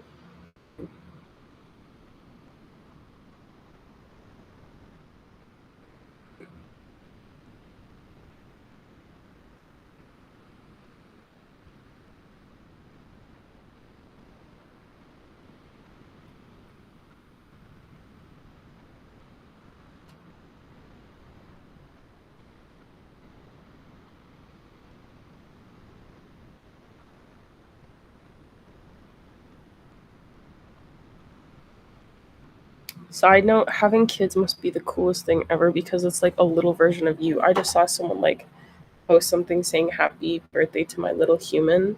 And I'm like, that must be like the sweetest thing ever. It's, you're literally like a little human of someone else. And you have like a little human. Like I was looking at like myself the other day and I made like this face and I was like, "Oh my gosh, I look so much like my mom." And that's not a bad thing. My mom is beautiful. But I was like, "Oh wow." I look so much like my mom. Like, you know, some faces you do, you're like, "Oh, I look just like my mom," or "I look just like my dad." And then it's like, "Oh, like one day I'm gonna have a kid. I'm gonna be like, oh my gosh, you look just like me. You're like a little person of me, like a mini me." And then you're gonna see like all of their behaviors and be like, oh my goodness, you are literally me, or you're literally your dad. But I think when I have kids, I want them to like look like their dad, or like, I don't know, be like their dad a lot, because then I can be like, oh my gosh, you're just like your dad. but like in a very positive way. Like you just feel like you'll just love them more because they replicate your spouse or whatever. Like you see your spouse in them. Obviously, you love them if they're like you too, but like, you know what I mean? It's just like, it would probably just be cool to see, you know? I don't know. I don't know. Anyway, kids. Someone told me today, you said, objectively speaking, I'm a good looking dude. I'm not a creep. And I adhere to God's law, statutes, and commandments, which is probably why I'm single. I think people who adhere to that, I'm not going to lie, they do have a harder time finding somebody sometimes because you're not going to do like the same things that like most people want you to do. Most people like party a lot. As a Christian, I don't. Like, even at school, we had to sign like an honor code saying that we're not going to curse, um we're not going to drink, we're not going to smoke, we're not going to have like sex outside of marriage. um any type of sex. It even clarified any type of sex, even homosexual, which I'm not gonna lie, me and some of the kids were just looking there, we're like, is it not clear like that you so anyways. And if you don't follow the rules, I think you get like kicked out of school or something. But I mean, like, as a Christian, we don't want to do that anyway. um and not a lot of people like follow Christianity as the way that it should be. And I'm, again, not a perfect person at all. It's just there's things that I'm not going to budge on because I don't want to open myself up to something that's not going to be good for me and my salvation and for the relationship that I'm building with someone. And I just think that is just like, I think that's fair. I think that makes sense. And if it's something also my father advised me is not good for me, I'm not going to do it. I just like, I'm not going to budge on that. Like, if you can convince my dad that something is good for me, then sure, and then I will do it. If you cannot convince him that it's good for me, then I'm not going to do it because he's not going to advise me to do something that's not good. And why should I trust your word over his when I don't know you? Like, I don't know you, or like maybe I've never met you, or you could be an op, like, I don't know. Um But regardless of that, despite the fact that you're good looking, you said you're not a creep, and you adhere to God's laws and statutes and commandments, you can still find someone who is a respectable um, Christian girl who cares about those values. There's plenty of them. I am one. There's another girl that I met that, well, there's another girl here that I know that I've made friends with. Obviously, she's married, and she has kids. There's another girl, she's also married, but her and the guy got together. He was a fugitive on the run.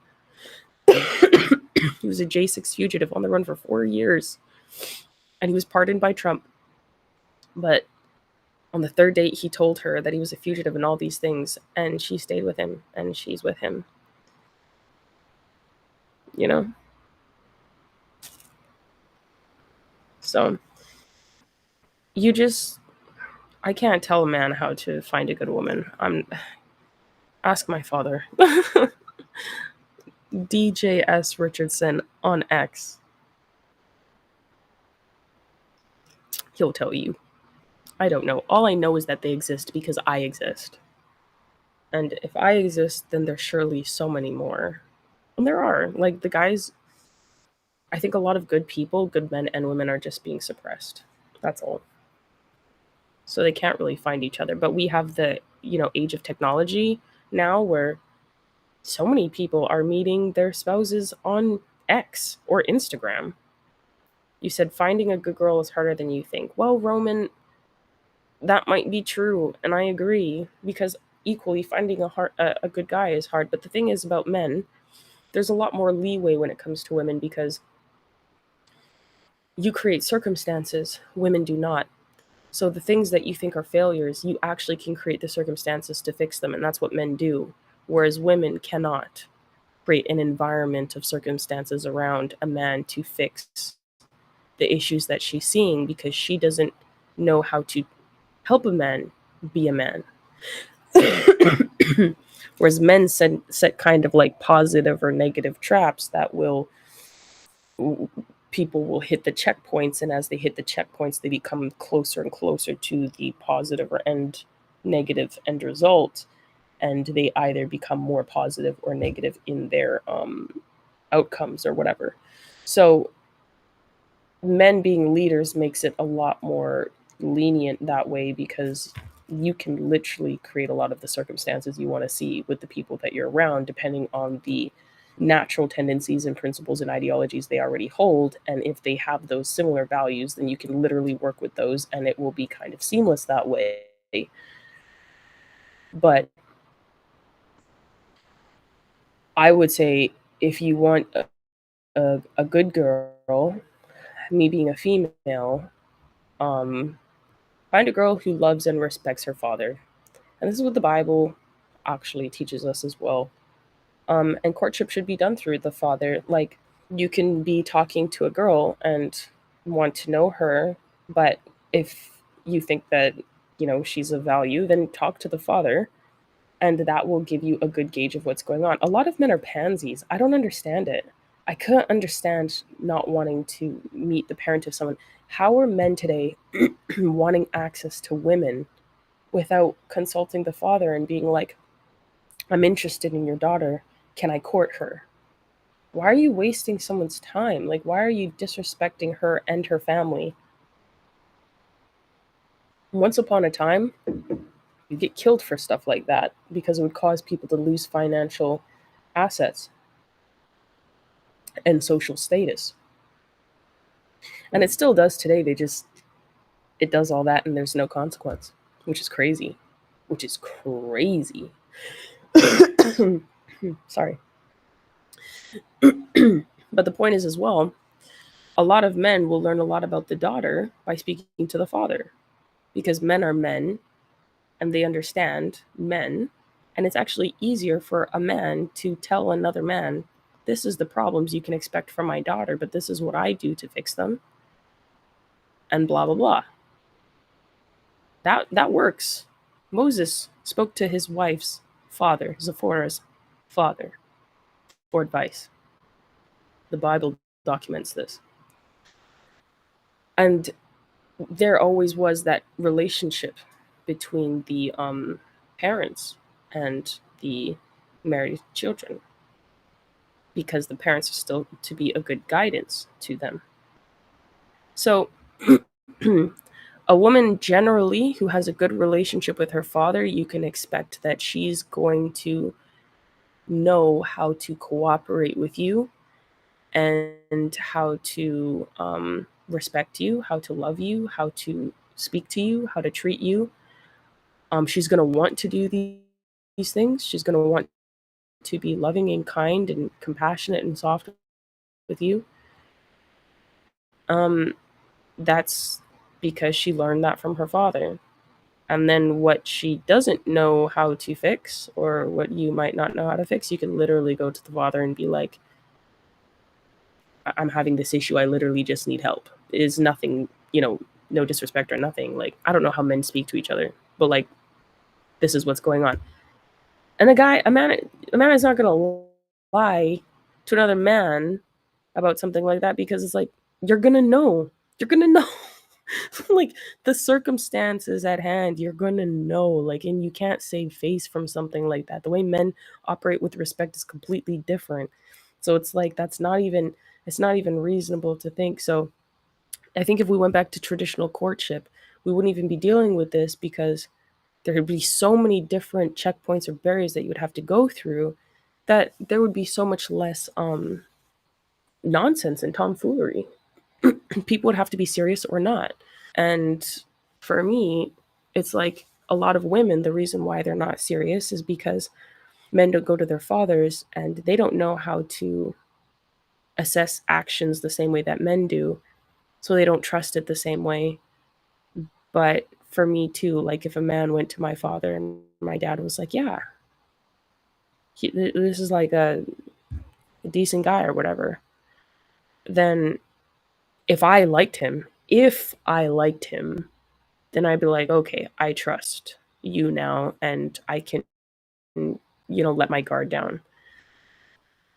But everyone is an op until they're not. Like, unless my dad says you're not an op, you're an op. Like, you're an opposition. And a lot of girls think that way about men. They'll like them, but they'll secretly think that they're an op and they'll operate a certain way out of fear because they don't know how to test.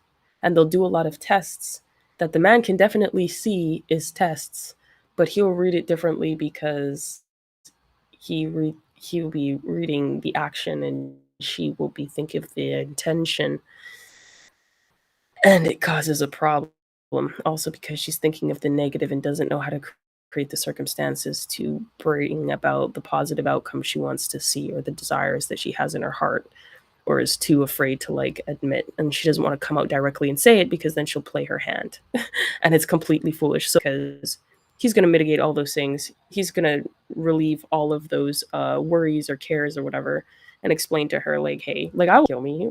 Like, that sounds ridiculous. And I was talking to Arnetto about that the other night when we were on a space with him and my dad, and my dad will be like, no, Kaysha, you're literally overreacting. It's like, that's trauma and you need to stop.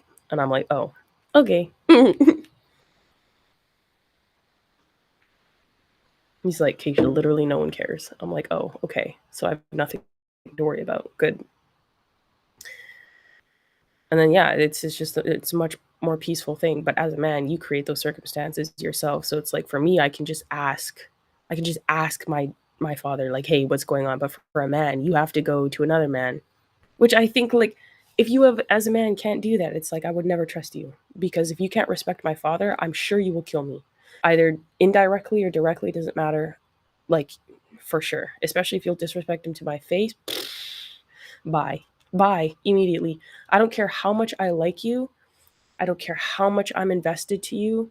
I'm a very objective and pragmatic person. Extremely pragmatic.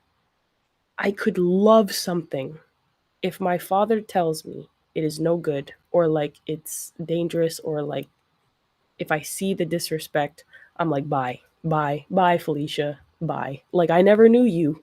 Flee from me as far as the east is from the west. I never knew you. What about a prenup? Would I sign a prenup? I mean, I'm not going anywhere. I think that if someone asked me to sign a prenup, they'd probably hate me because I'm like, I will literally never leave you. Like, I'm not the kind of person to leave somebody. Like, I just know myself. And I know a lot of people say that, but like, my actions show that. I'm an exceptionally loyal person, and the way that I have worked with my father over the years demonstrates that as well, based again on experience in value and earned trust, not just blind, like earned trust. Because again, fathers have to get their children to learn that first, whereas it's natural with mothers. So if a man asked me to sign a prenup, I just look at him and be like, why? Like, where am I going? Like, do you think that we're going to break up? Like, do you think that we're going to divorce? Like, why would you marry me if you think we're going to divorce? I think if you sign a prenup, you're putting yourself in the position like you have a contingency plan. Even if I don't want anything, like, I would never take anything anyway. So it's like, I would not need a prenup. I don't care if we have children or not. He could give the children whatever he wants, but I would not personally take from him. I would not personally ask of him. Because I was raised that if you go into something in a marriage and you end up having to leave, then you leave with what you came in with, which is nothing. And I don't care. Give me the signature and I'll go. It's fine. But I would think that someone was going into something like just expecting to break up, and then I would feel really sad. It's like, what am I gonna do with your money anyways? Like, what the hell am I gonna do with your, like, people are so obsessed with money. Like, and I think it's people who grew up poor who are obsessed with money, to be fair. Like, no disrespect to people who are poor, because I have been on and off the street for the last 4.5 years and like in prison and all sorts of stuff. Like, I understand what it's like to be poor, but I grew up so well that I still don't care about money. Like, it doesn't move me. So it's like people doing all this stuff. It's like, I mean, I don't know. I feel like I wouldn't want to marry the person because it's like I would feel like they're gonna leave me. If you ask me to sign a prenup, I'd feel like you're gonna leave me because you're preparing for it. I don't know. Like, I don't think there should be a contingency plan to leave somebody because then you're gonna leave. I don't know. I don't like that. It's like I just don't have to take anything from you. I think you should trust somebody enough. If you can't trust somebody enough, it means that you shouldn't marry them. Why are you marrying someone who you think doesn't have the integrity to act like coherently if anything did go sideways? I'm not marrying somebody for like, I feel like you're you you don't even trust your own insight at that point if you are asking someone to sign a prenup. You don't trust the person you're marrying if you ask them to sign a prenup. Like, I don't know. I just think that's weird. I don't know. I don't have money, but even if I did, I don't know. I don't know. I don't care. I don't care. Someone would have to, like, I don't know. Maybe if someone explained to me, I don't know. My father told me before, like, why would you even marry someone who you don't trust? Like, that way. And men, like, they don't want to take risk, but I mean, like, wouldn't I be taking a risk as a poor person, like, and having kids with you and then being left with nothing? I'm not taking anything from you, but I would be left with like the kids and nothing. Anyways, regardless, I'm left with nothing.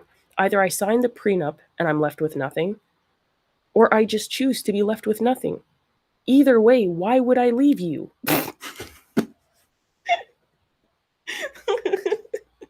It's like either I sign my my destruction away on the dotted line, or I just choose the destruction on the, like, on the dotted line. Like the outcome is the same. I lose regardless. So it's like, why would I just don't marry someone that you think you're gonna leave? I don't know.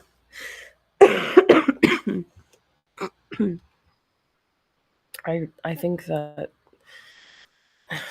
the Bible doesn't say to sign prenups. I don't know.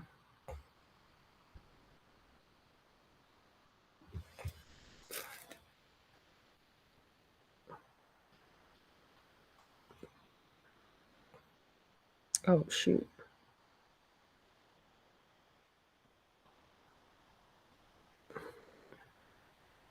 So hello. I can only stay for a few minutes, but I'm dropping in to say hello. Hi Ben. I don't remember. Where are you from, Ben?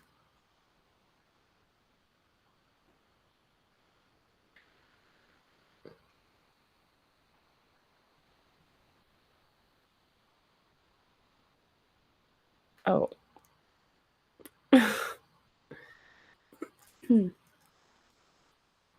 You're the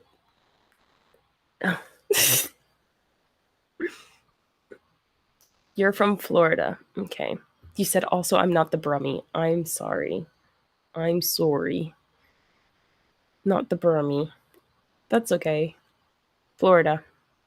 Florida's nice, I hear. How are you doing today, Ben?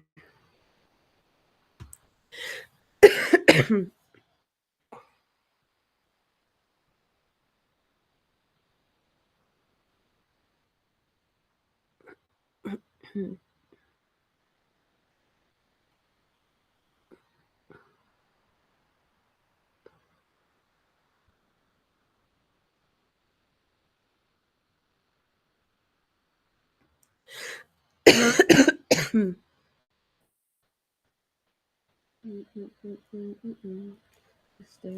sound straight. No,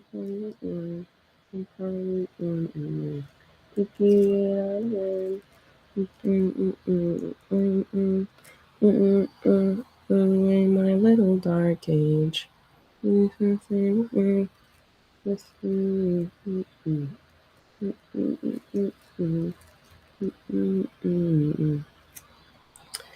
Just finished mirroring with a private student. What does that mean?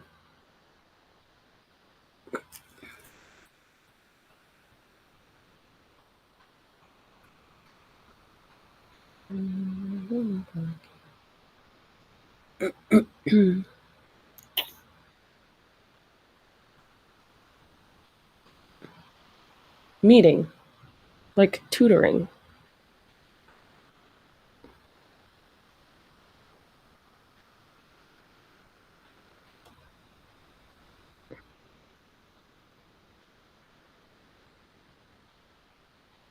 Apparently, I cannot spell right now. Can't spell. Yeah, still having some trouble, but that's okay.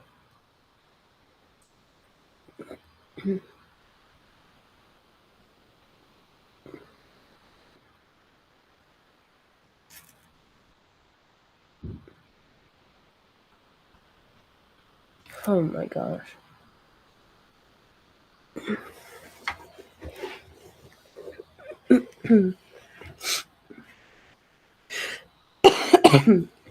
I guess that means I'm a little bit pessimistic about society. But I don't think that's pessimism. I think that's just being real. I think it's just being honest. I think it's ridiculous when people have like uh like an overly positive view. I feel like it's delusional. Like there's some things that are positive, but it's like be so for real right now, please. Like that's like something's not going good. It's not going good. Or like it there are things that are going good, but it's like it's not enough. Like it's not creating the change that you're looking for. It's like, okay, we're not looking for the change that you need. Yes, tutoring. My linguistic skills in this chat make that so reassuring, don't they? It's okay. I was supposed to have tutoring, but I'm sick. So I will not make it to my tutoring session.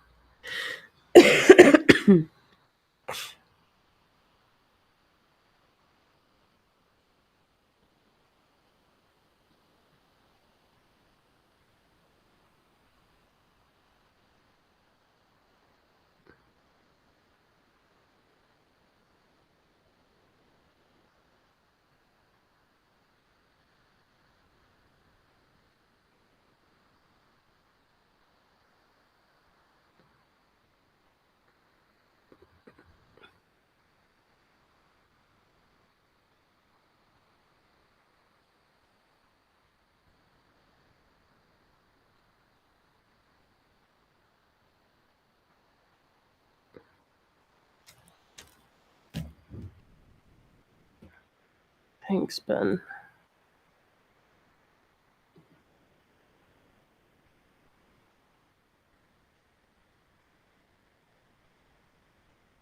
Why do I feel like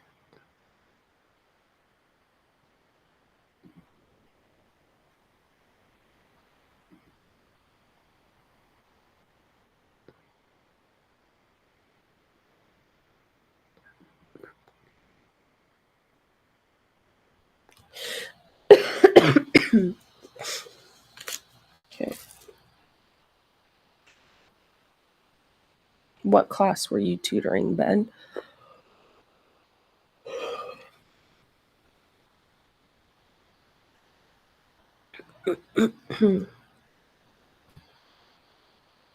uh, coming to what?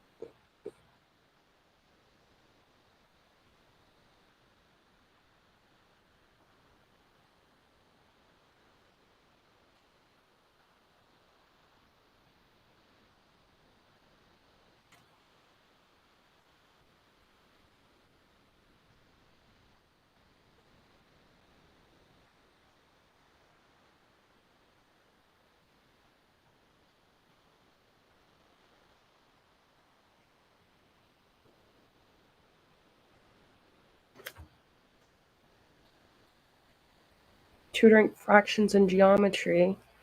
Maybe you could tutor me, Ben. I need tutoring with fractions and geometry.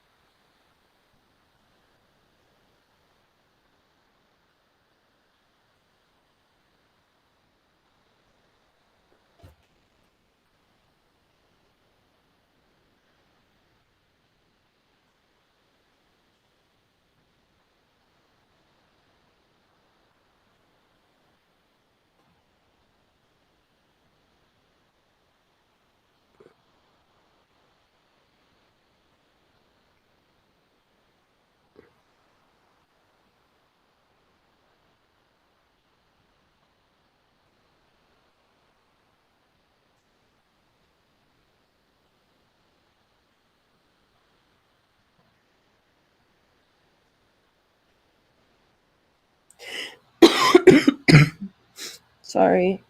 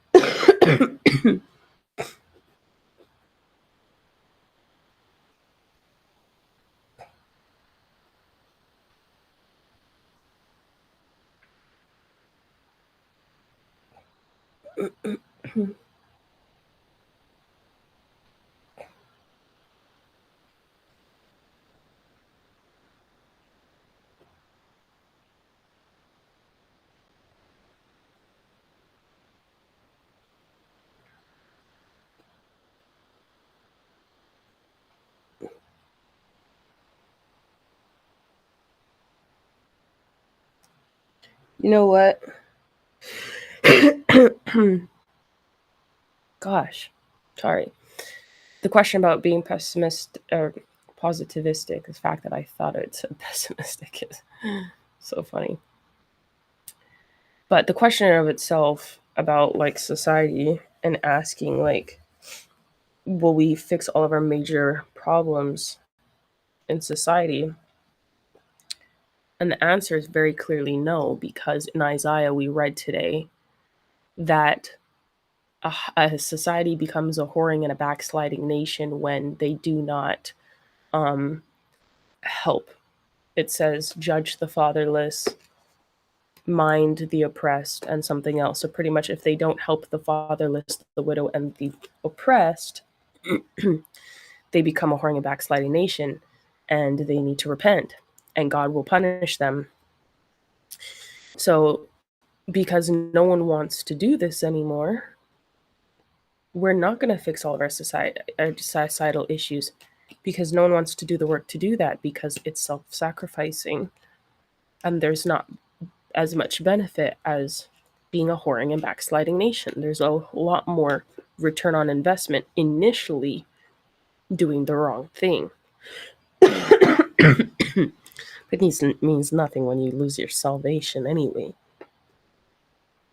It's also why like prenup is like whatever. Like, take your prenup, bro. It's not gonna get me to heaven. Like, that money is not gonna take me to heaven. Like, what? Society is so warped, man. Prenup, like, bro, I want to make it into the kingdom, not the bank.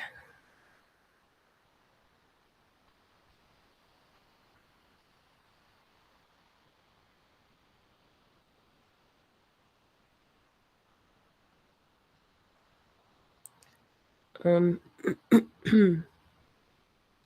think, yeah, so that's not pessimistic. It's just assessing. I don't even like the question if it's positivistic or not. You need some hot tea with honey. I don't have any honey, but I could burn some more tea. I have lemon in here. I should probably take a nap at some point as well when I'm done this chapter. I'll burn some water, some tea, then drink it, finish this chapter, and then take a nap.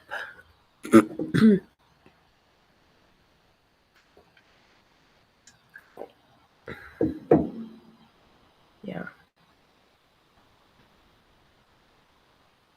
Yeah. I have peppermint. Do I have another flavor? I think I have lemon. No, I gave all my lemon ginger to someone else that was sick. One of my other friends. That's okay. Oh, why am I still on presentation?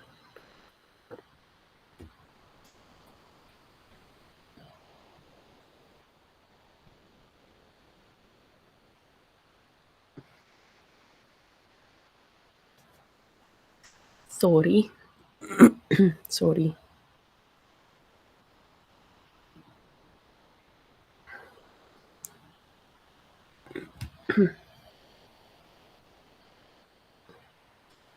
Okay. But then it's not even positive either, because, like, again, you're literally just saying what it is. You're literally just being like, okay, this is a problem. Like, it's not positive or negative to say that it's not going to fit all of its issues. It's just what God said. And we're watching that happen because we have a whoring nation. Like, and the fatherless, widow, and oppressed not getting help are the ones that go around destroying everything. So, like, this is literally what the Bible said is come to pass. And Solomon said there's nothing new under the sun. So, he was the wisest man to ever live. So,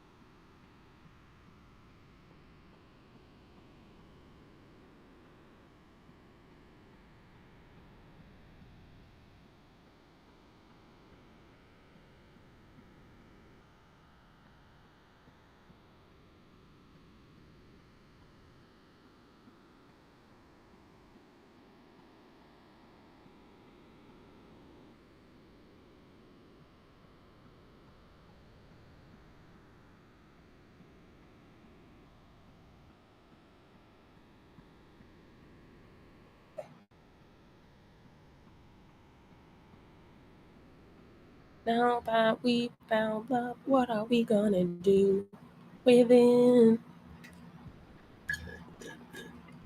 Hi, John. You said, I know someone who swears by black elderberry syrup. Daily says they never get sick anymore. Or daily says they never get sick anymore. I take now. I miss days though. I can't exactly send you several bottles, but if I could, see if it helps. What if I could see if it helps? I've seen on your channel being sick more than once or twice. Obviously, there are people who care, just sharing info. Thanks, John. That's much appreciated, my friend. I will um oh,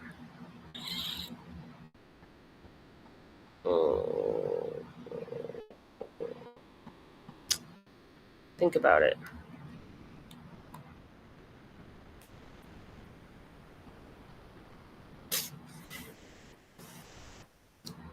Such anyway, it's so distracted.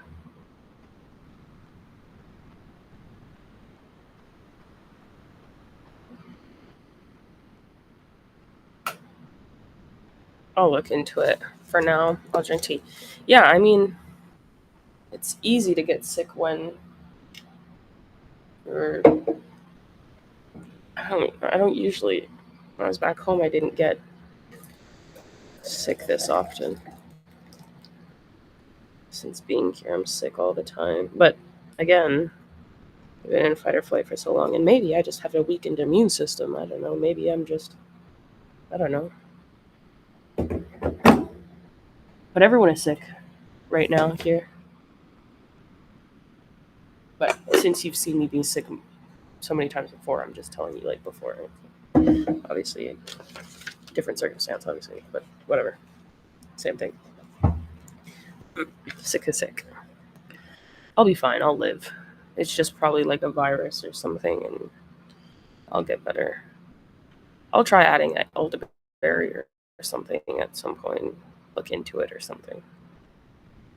It was a nice additive. Thank you. I've heard people talk about it as well. I was taking vitamins for a while, and they were pretty good. And then I got lazy and stopped because I don't like swallowing plastic. Whatever the casing is, like if it was just powder, if the vitamins were just powder, I would just take it and pour it in my drink and just drink it. And they're like, "Oh, well, you can take it out of the capsules." Well, why am I gonna take it out of the capsule like every morning? Like, why is that an extra step? I already don't want to take them. Like, to be fair, I already don't want to take it, and now I have to open the capsule. No.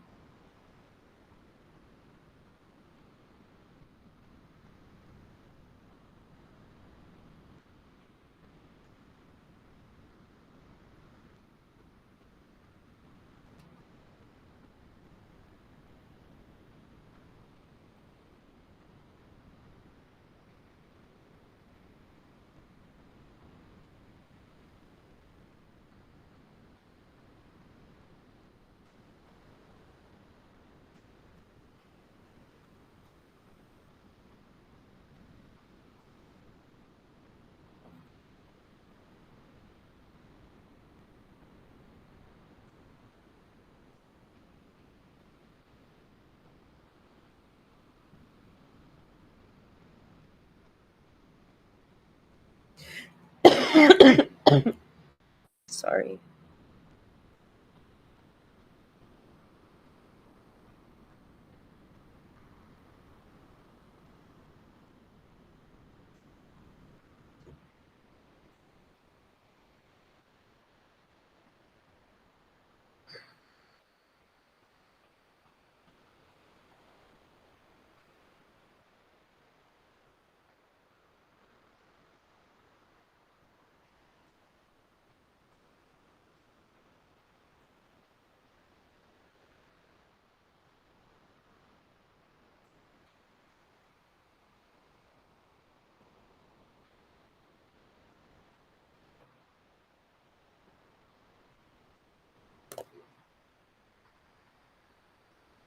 Ugh.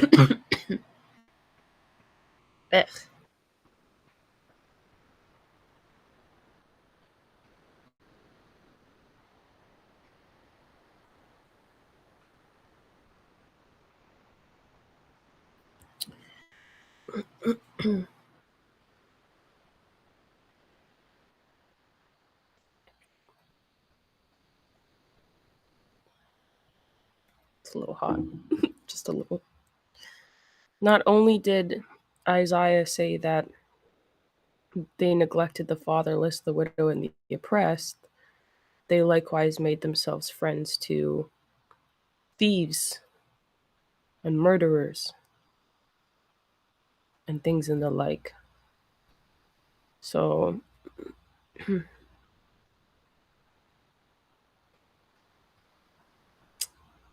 yeah, they were taking deliberate steps. What in the world?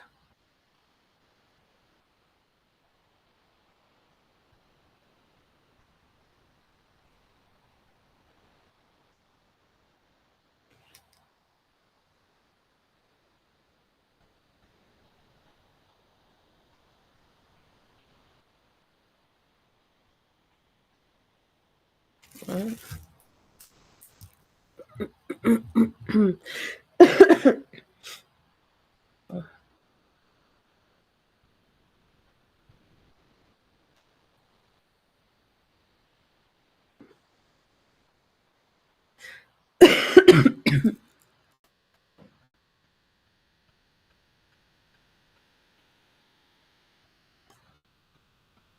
Wow, apparently the Canadian national anthem was just sung in Punjabi at a hockey game. That's mad, I'm not gonna lie.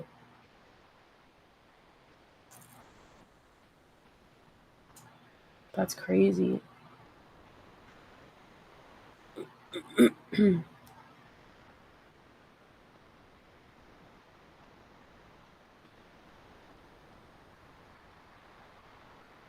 Come on, why isn't this working?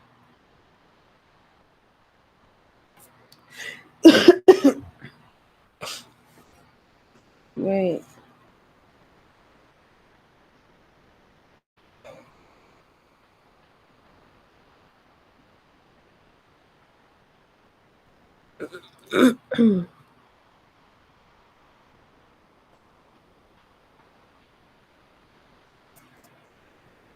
Time.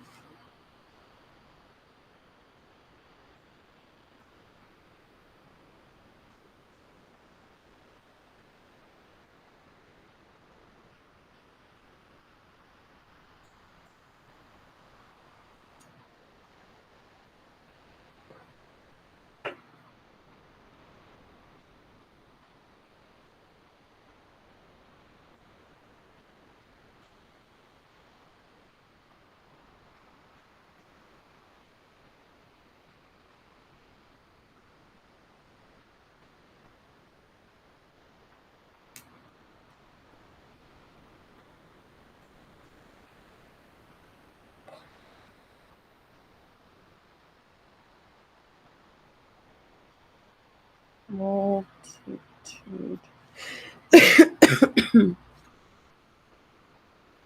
Sorry.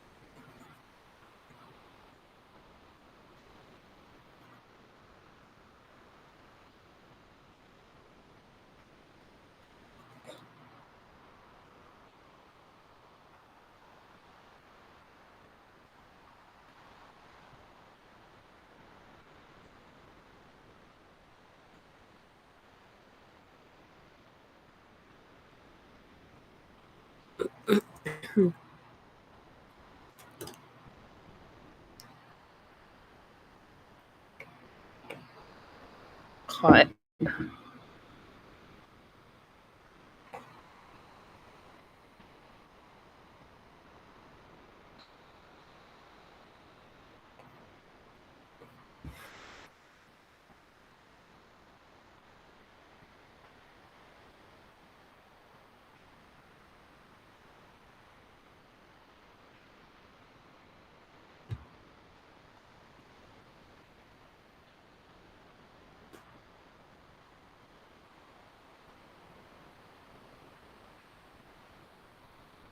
Oh, what are you guys doing today? I'm almost done. And then I'm probably going to take a nap.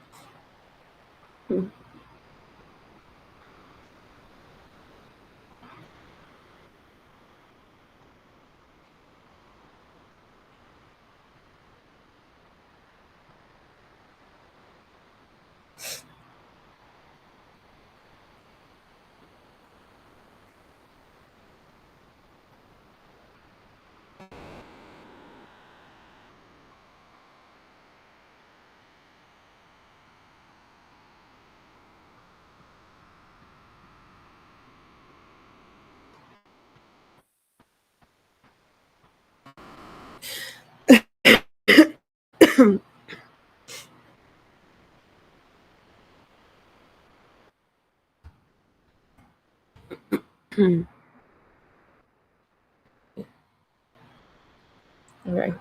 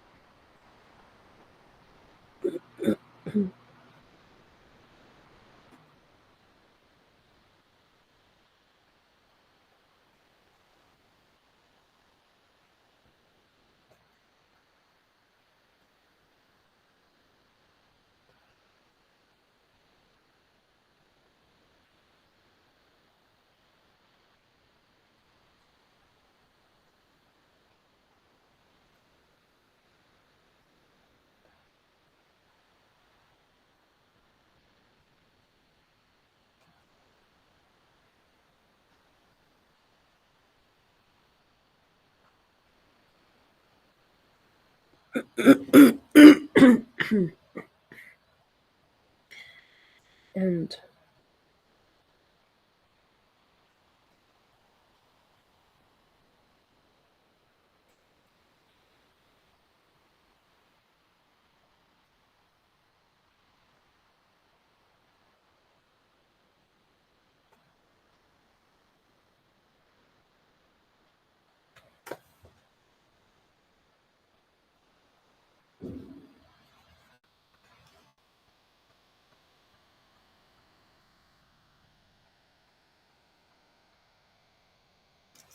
wow, you know what? You know what? This is crazy, and I'll tell you why.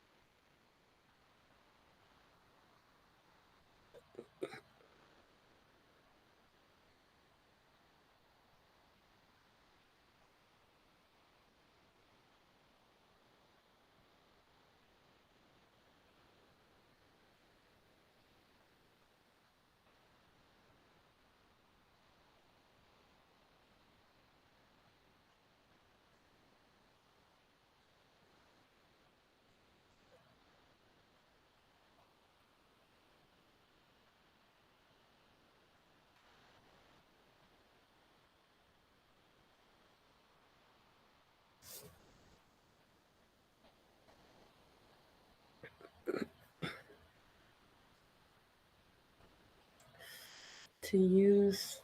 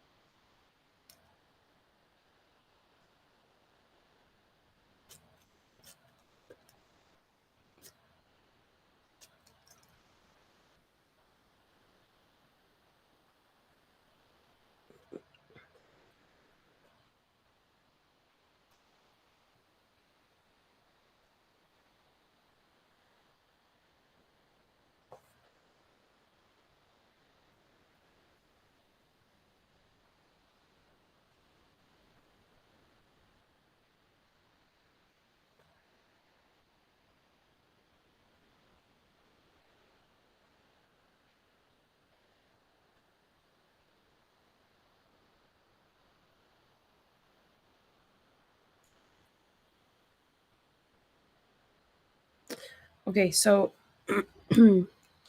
this is why. Okay, so how it was asking, like,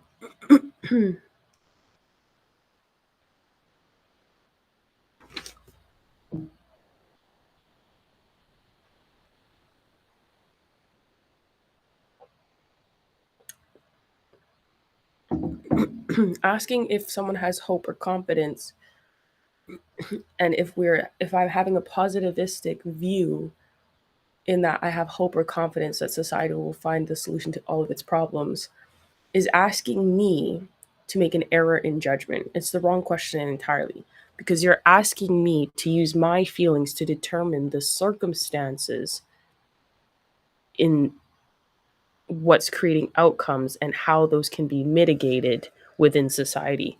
And that's wrong, because society operates within its own realm, completely outside of my feelings, perspective, or emotions. It has nothing to do with that. It's operating already.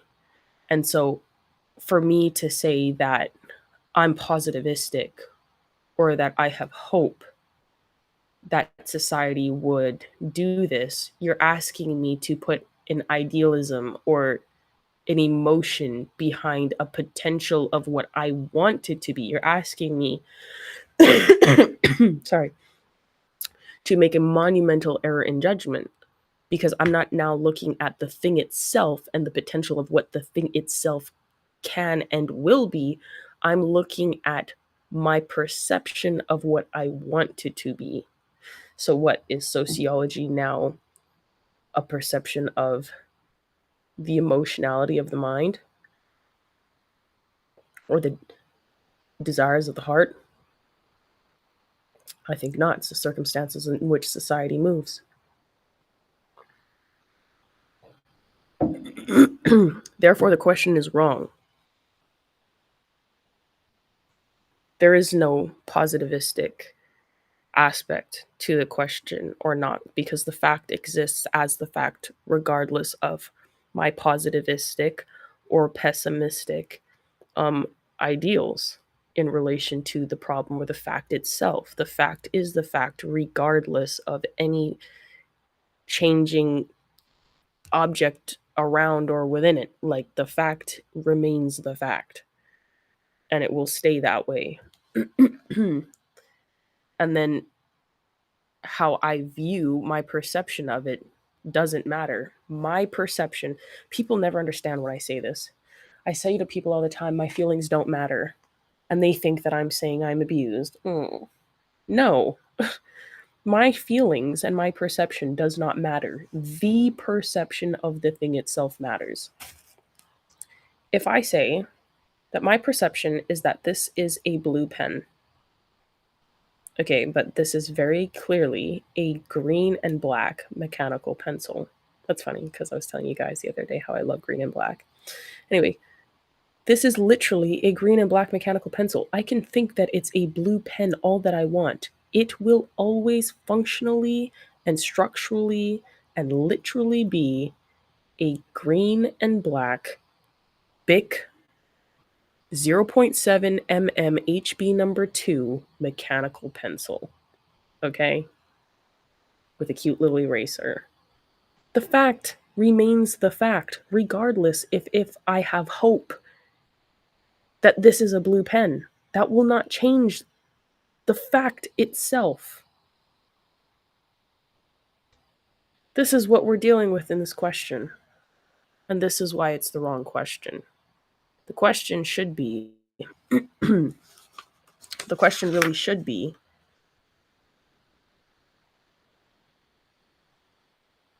will society fix all of its major problems? Is there a possibility for society to fix all its major problems? Why or why not? Because will society fix its problems has nothing to do with my feelings. What is the circumstances that we are operating under? What is the current situation that we are dealing with in society? What is the potential outcomes of all of it? What are the varying degrees?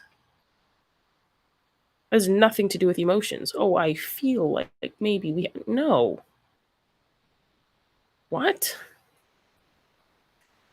I feel like it's a very feminine way to think.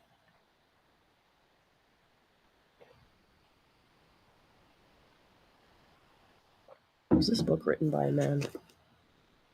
Calvin Henry Easterling. Is this book itself a social experiment? To see.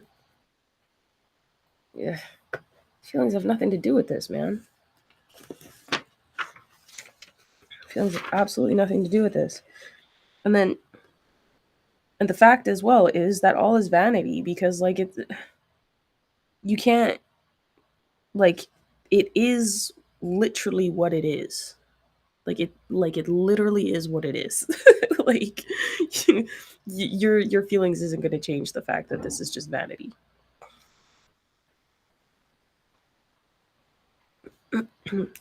Is your feelings going to change the fact that all these people died the last couple of years?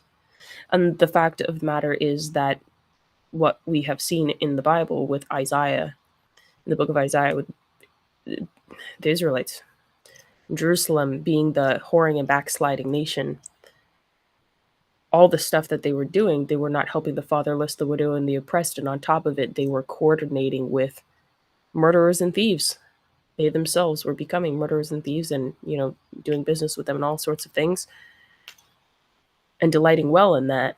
And then what are we seeing now? How many countless people were murdered the last couple of years, last 4 years, because people wanted money? The same vanity.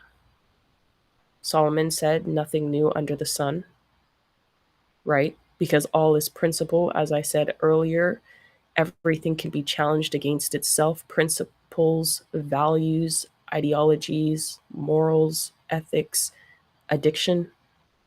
Because people are predictable and they always fall back into what they're used to doing, whether it's principledly, positively principled or negatively principled.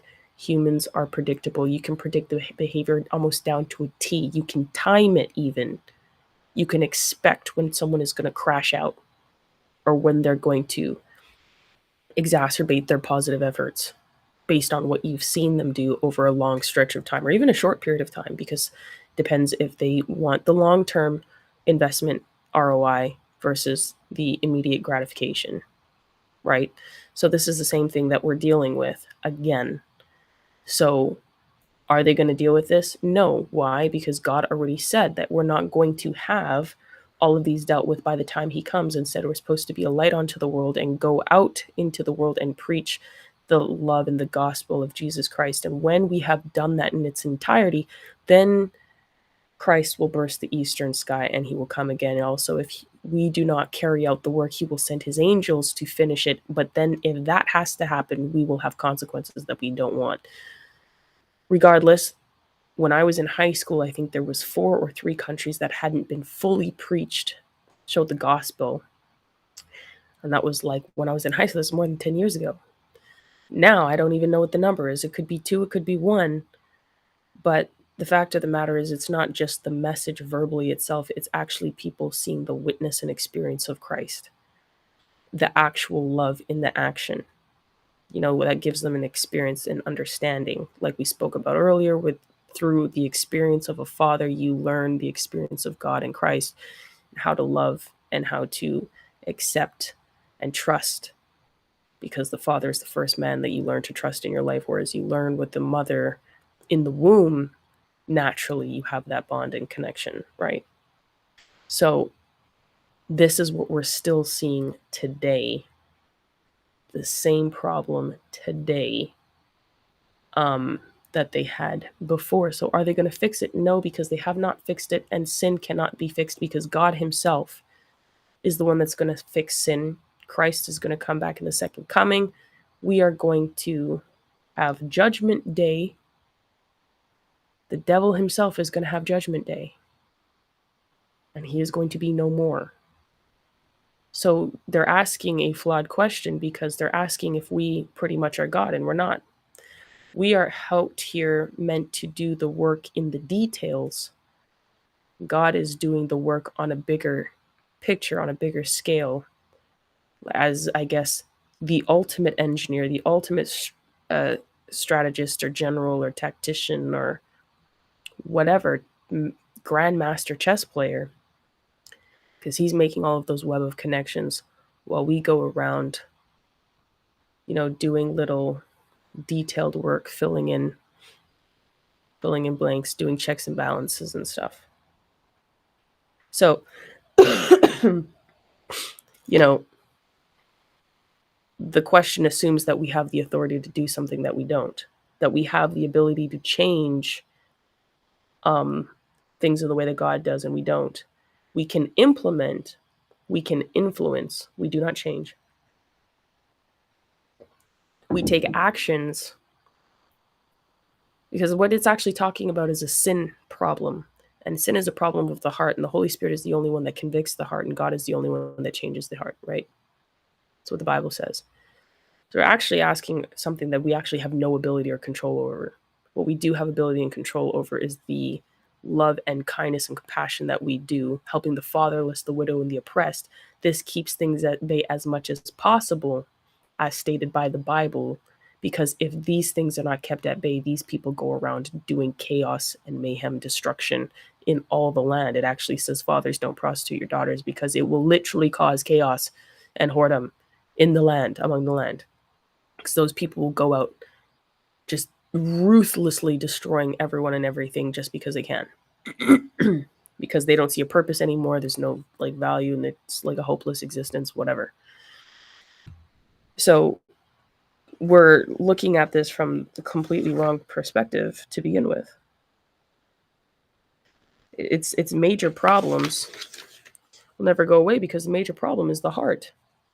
The problem of the heart will always exist, because addiction will always exist, and human error and human natural tendency will always exist without God. And because we have free will, and you can't force someone to accept Christ, and the only way to change is through Christ, and Christ changes the heart through the Holy Spirit, it means that no, you will not fix this problem, because that person has to use their free will to choose Christ, and through Christ accept the Holy Spirit and allow the Holy Spirit to convict them and change their heart, so that they might, through Christ, get closer to God and create that relationship where they can now take the necessary steps and actions to become the person that God has called them to be, which would ultimately separate them from sin and make the world a better place. So no. The answer is no.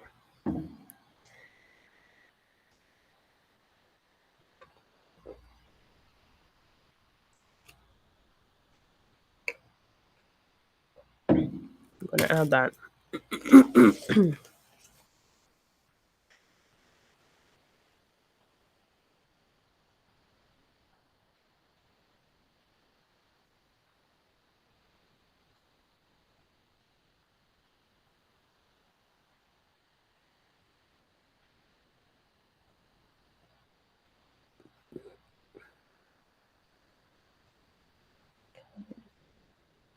client can only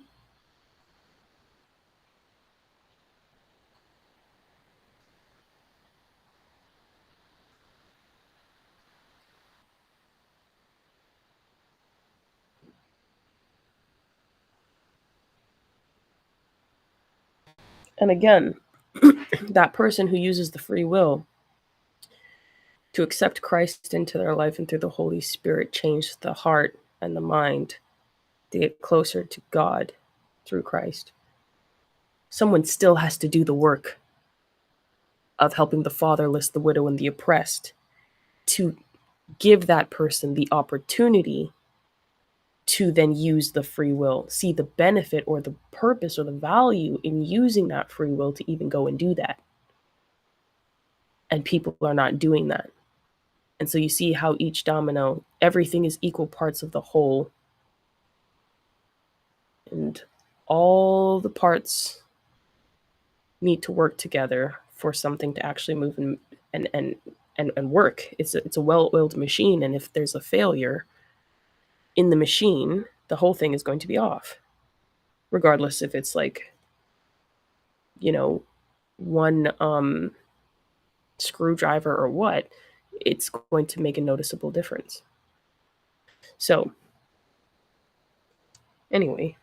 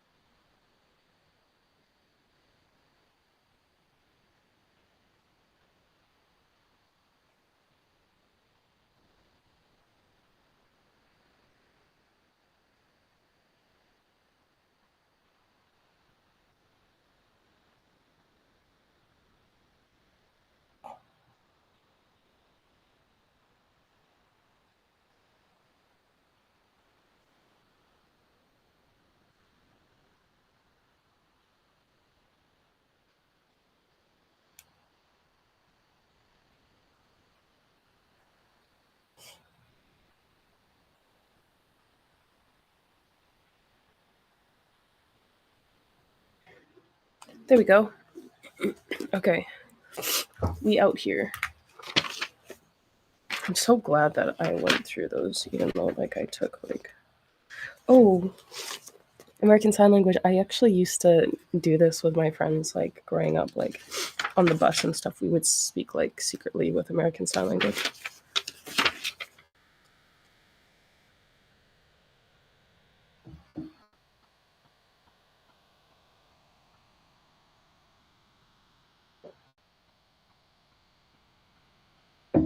Five elements of culture are symbols, language, values, norms, and artifacts. Comment on the influence, impact of any two elements in your own culture. What about the culture of God? That is my culture. Christianity is my culture. And then explain Cooley's looking glass self concept in relation to your own experience.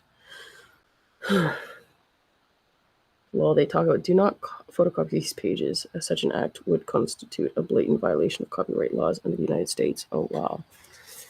Yikes. Okay, I'll do these later. I'll probably take a little nap. I'll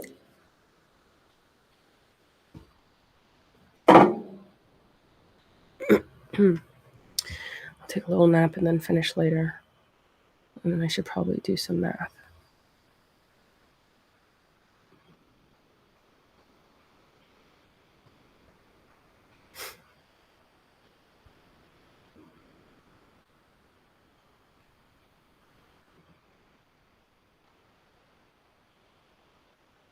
Okay, guys, it's been real. It's been real. Wait, did this? for some reason not function.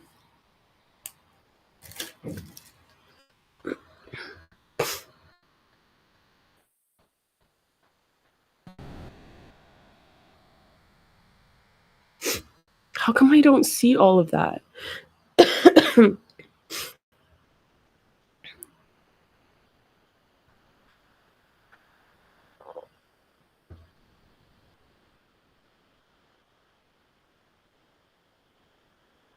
Oh.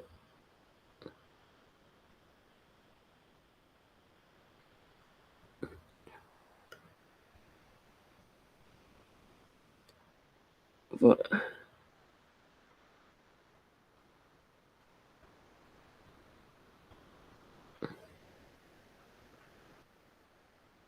Oh. Bro, sir.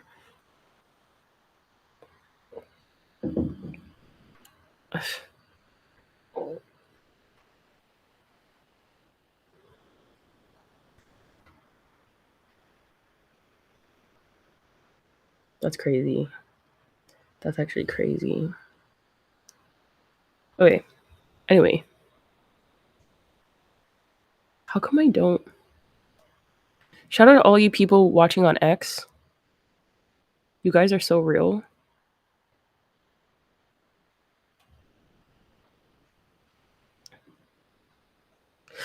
I wonder if I can see like the individualized here.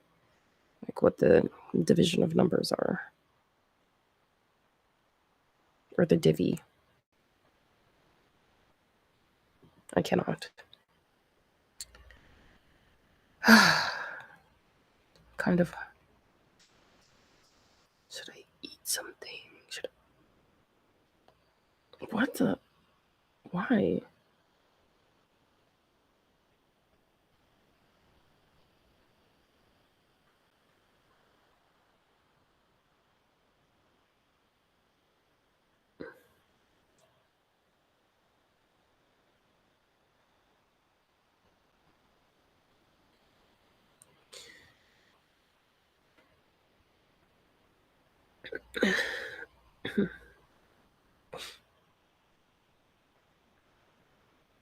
Why do people do this weird stuff?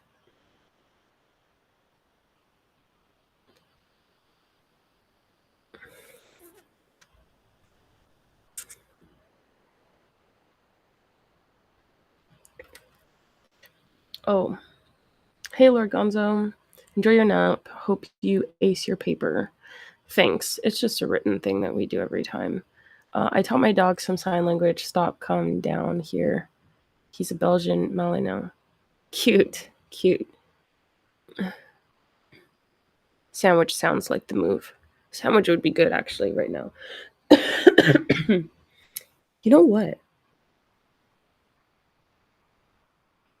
Yeah, I'm hungry. I should probably go eat something. I'm sick too, so I've been eating more food actually because I'm sick. Also because I've been feeling like nauseous, so like eating has been kind of helpful. Even though it's weird. Sometimes when you're nauseous, eating food actually helps. It's weird. I don't know if it's because like the acid in your stomach is weird, but I don't know.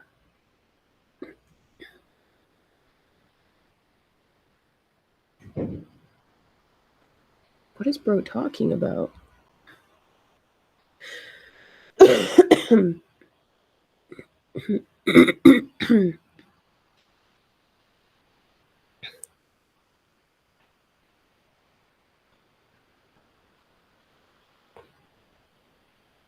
I have time.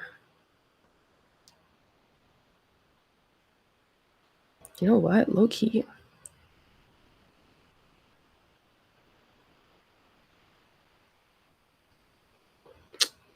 What?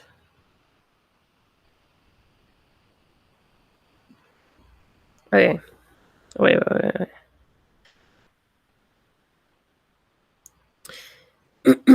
Yeah, guys, it's been real. It's been real. Thank you. But ouch. I'm like I'm tired. I'm sick. I'm hungry. I'm I'm dipping out. Thanks for like listening to me just talk through like my assignments. That's so funny. Um Hopefully I figure out, actually I think I can do this like as well if I take this to the computer lab and I I do SolidWorks while I'm doing this on the computer lab. It's gonna be so funny. I can do it though, but studying segments are informative.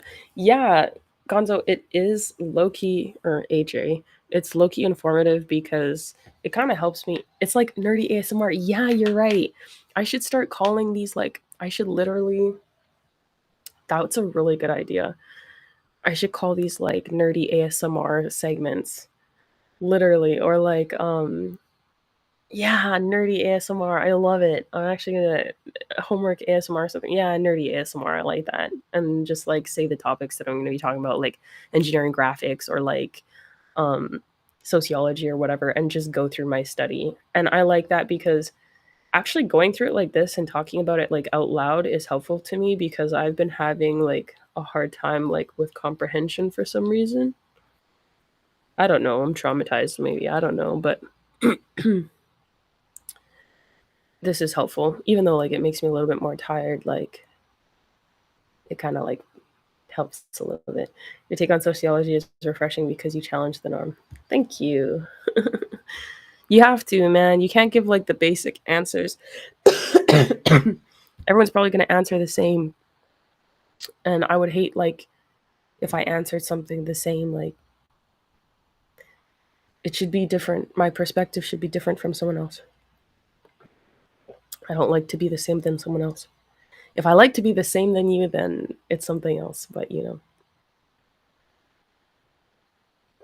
reading out loud really bolsters comprehension. I think so too, because also as I read the Bible and the Great Controversy, and those things were actually coinciding with each other conveniently.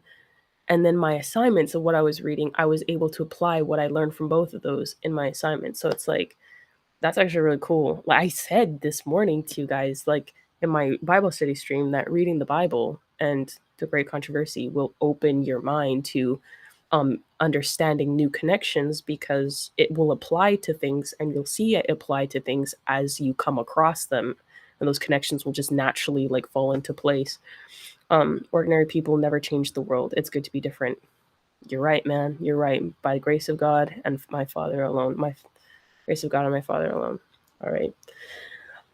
God bless you all. I hope you have a wonderful rest of your evening, your night, your day, whatever time it is for you guys. Yeah. Stay encouraged, stay blessed, my friends. And I'll see you later. Ciao.